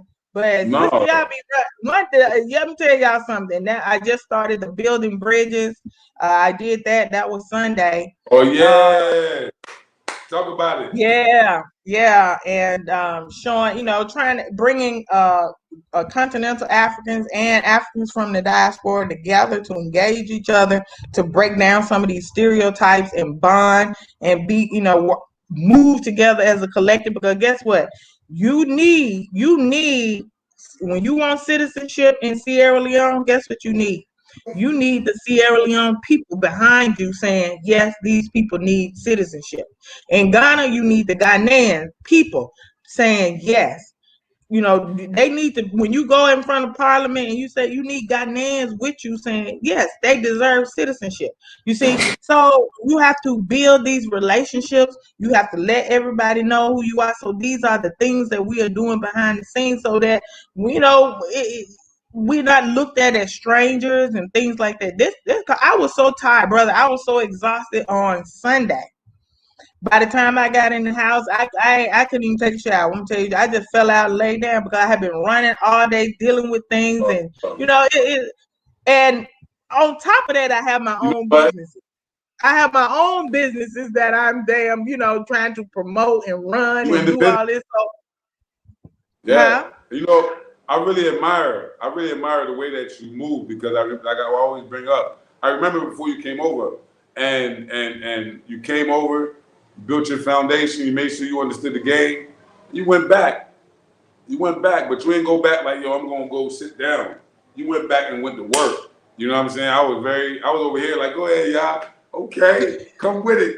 Because once you understood, like, yo, we need reinforcements on the ground. We can do anything in Africa, but we need more. And our people have it. They have it. Our aunties and uncles and cousins and neighbors in America, they have it already, and we know it. So when they throw the scam word around, I'm like, wow, you think we will come all the way here to scam you?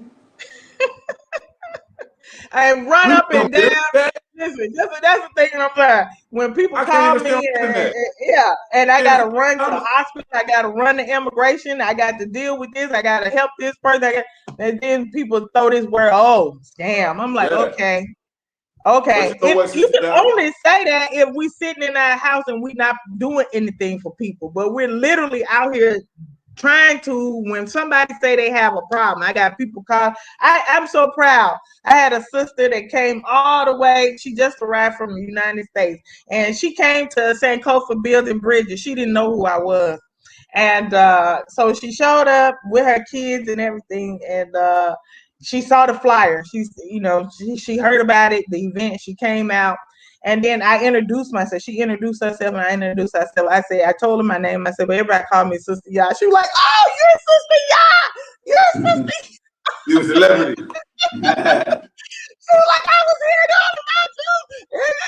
So I know I'm doing something right. That's what I'm saying. I know that. I just let the work speak for itself. That's all I'm gonna do. I let the work speak for itself. And I know we've been on here for a while, huh? I was going to say that the thing is that you're learning so other people don't have to go through it. And at the end of it, people have to pay you for that service. So, keep your game face on. Don't worry about what other people think or do. That's what I've been telling myself all this time, man. Like, I ain't worrying about what nobody got to say. I ain't worrying about nobody else got to do. I'm going to do what I got to do, and I ain't going to say nothing that I ain't got to say. You understand? So that's the real power move right there, sis. I'm gonna just say this. The brother, he might be on here. He was on here earlier. I don't know if he's on here now, but the brother that I had to intervene in his medical treatment and get him to the hospital because that brother was on his way out of here, and I intervened and got him to a facility so he can get the right treatment. And he was like, Sister Ya, I don't care what nobody say. He's like, I love you. You saved my life. I wouldn't even be here. He's like, I'm supporting Sankofa Repat till I can till the wheels fall off. You know what I'm saying? Hey, you know what? Like, I wouldn't even be here if it wasn't for you. The brother is still there. If the brother is still there, I got a request from you, brother. Please do a little video testimonial. Let people know what Sister Ya did, man, because I got people like that here, man. Every time I see them, I'm like, oh, my Savior. Where I was sick, they came and took me to the hospital. I feel better, and there is a real bond when somebody saves you like that. It ain't about nothing, but you had humanity for me, man. You cared about my sickness. I was on my way out, and you took me to get my life back together, and that's powerful, man.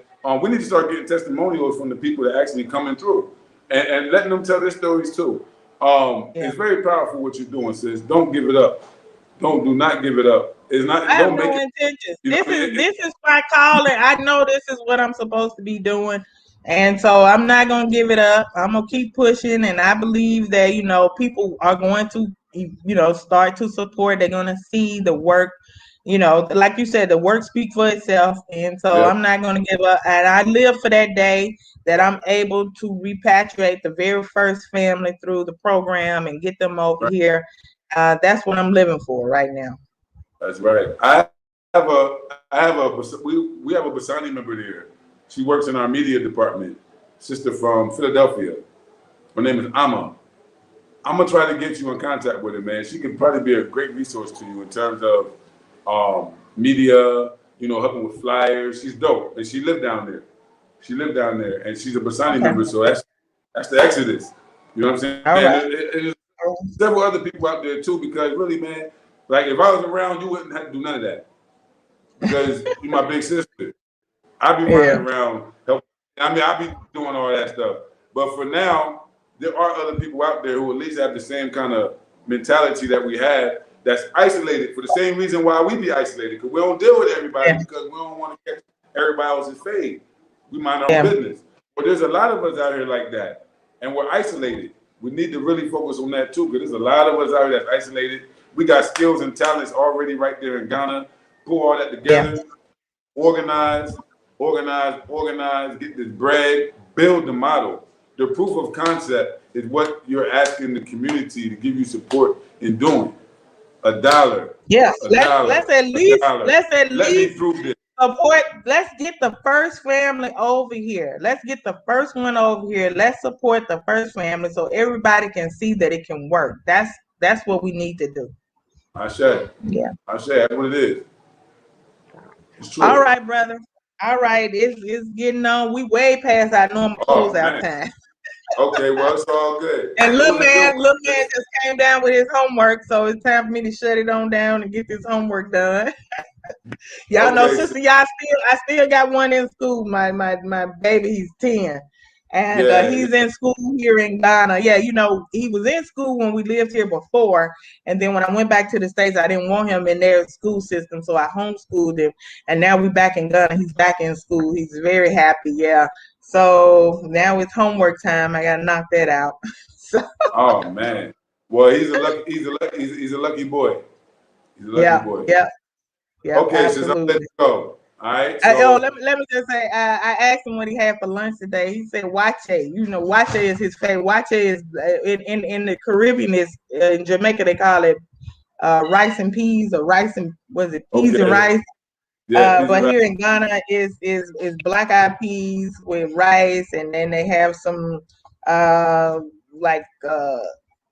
pepper sauce on it. He loves that. So he's, and he's learning French and Tree. So he's gonna be he's gonna be one of these African boys that's gonna be multilingual, speaking different languages.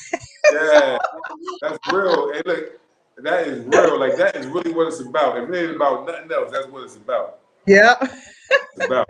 Wow. Yeah. I know you're a trip. Yeah, I love it. So I just want to say thanks, Chief, for that education presentation today on repatriation before Garvey. And like you said, it's not to discredit anything that the Honorable Marcus McGarvey did, because he was the pinnacle. He was, he's the GOAT. He's the GOAT of it. Yes, the GOAT, the GOAT. But we have several attempts and movements. So this is, our people have always tried to go back home. We did mention Amistad doing that, but that was that was a repatriation, yes. Yes. So thank you. I'm going to go ahead and close out. I want to let everybody know I'm for Black History Month. I'm also on Sunday at 11 a.m. Eastern Standard Time.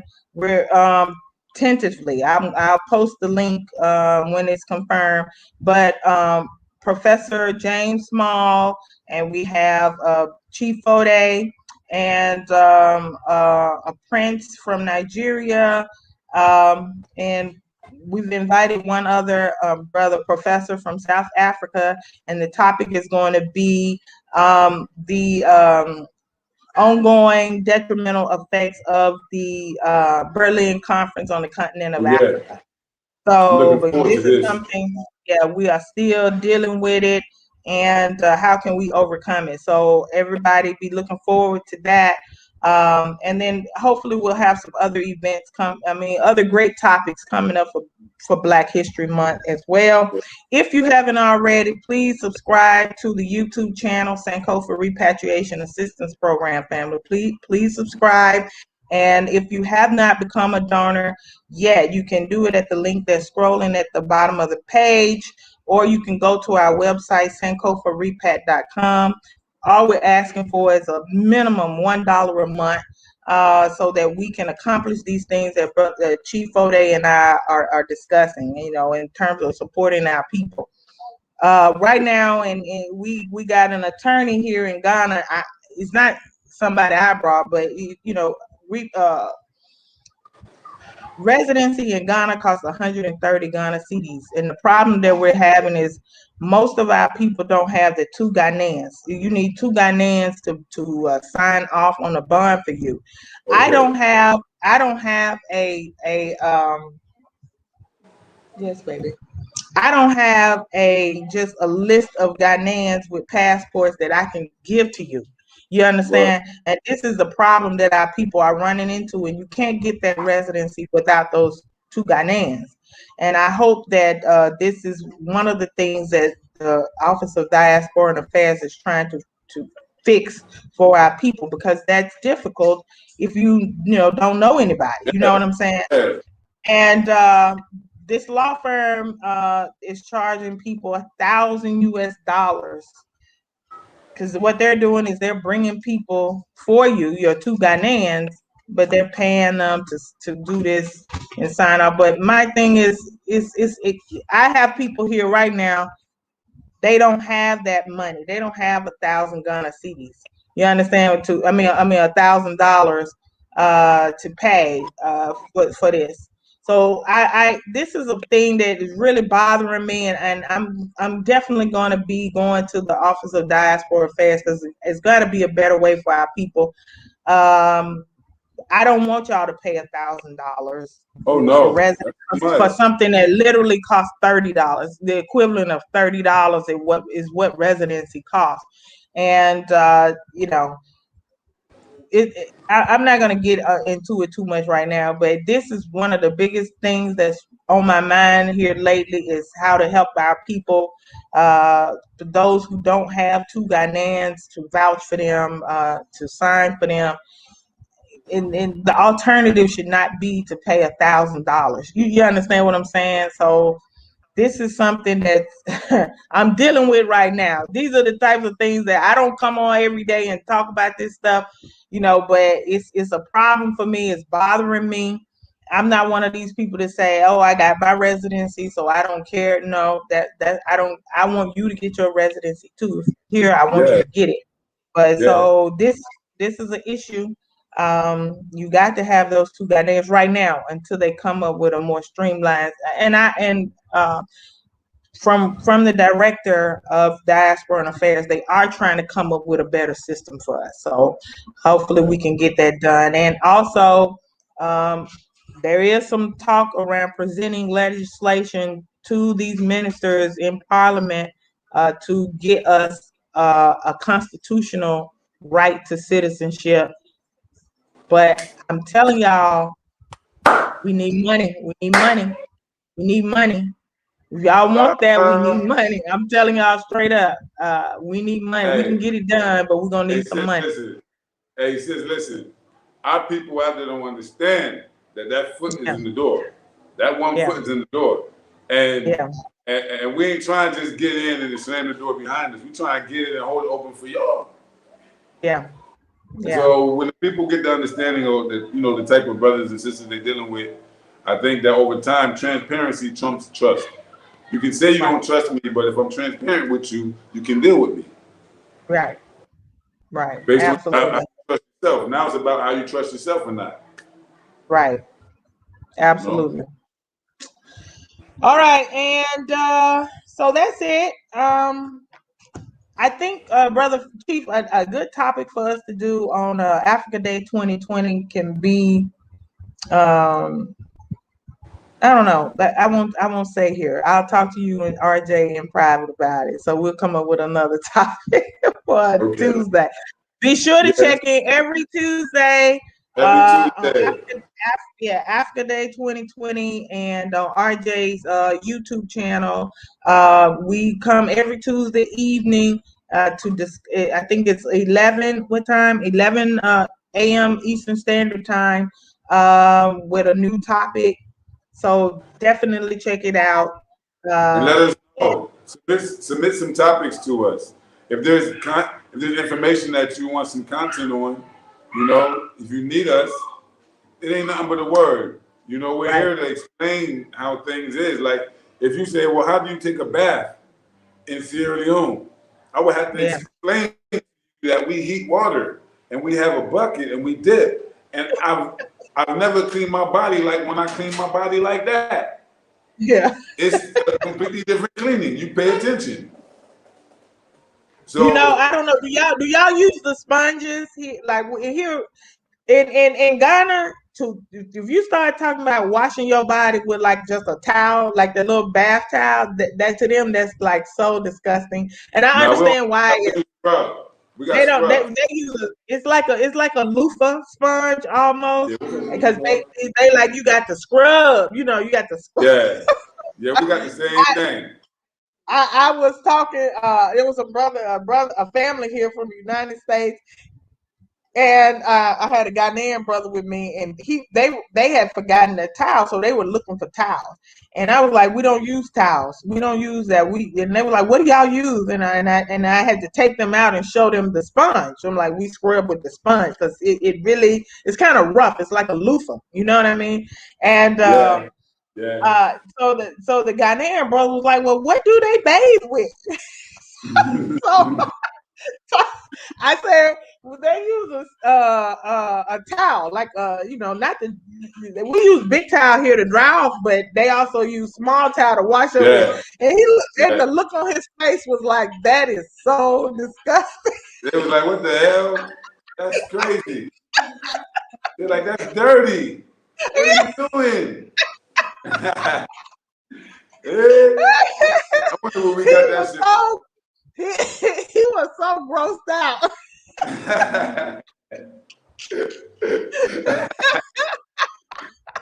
He was like, ew, you dirty. He was like, y'all can't get clean with that.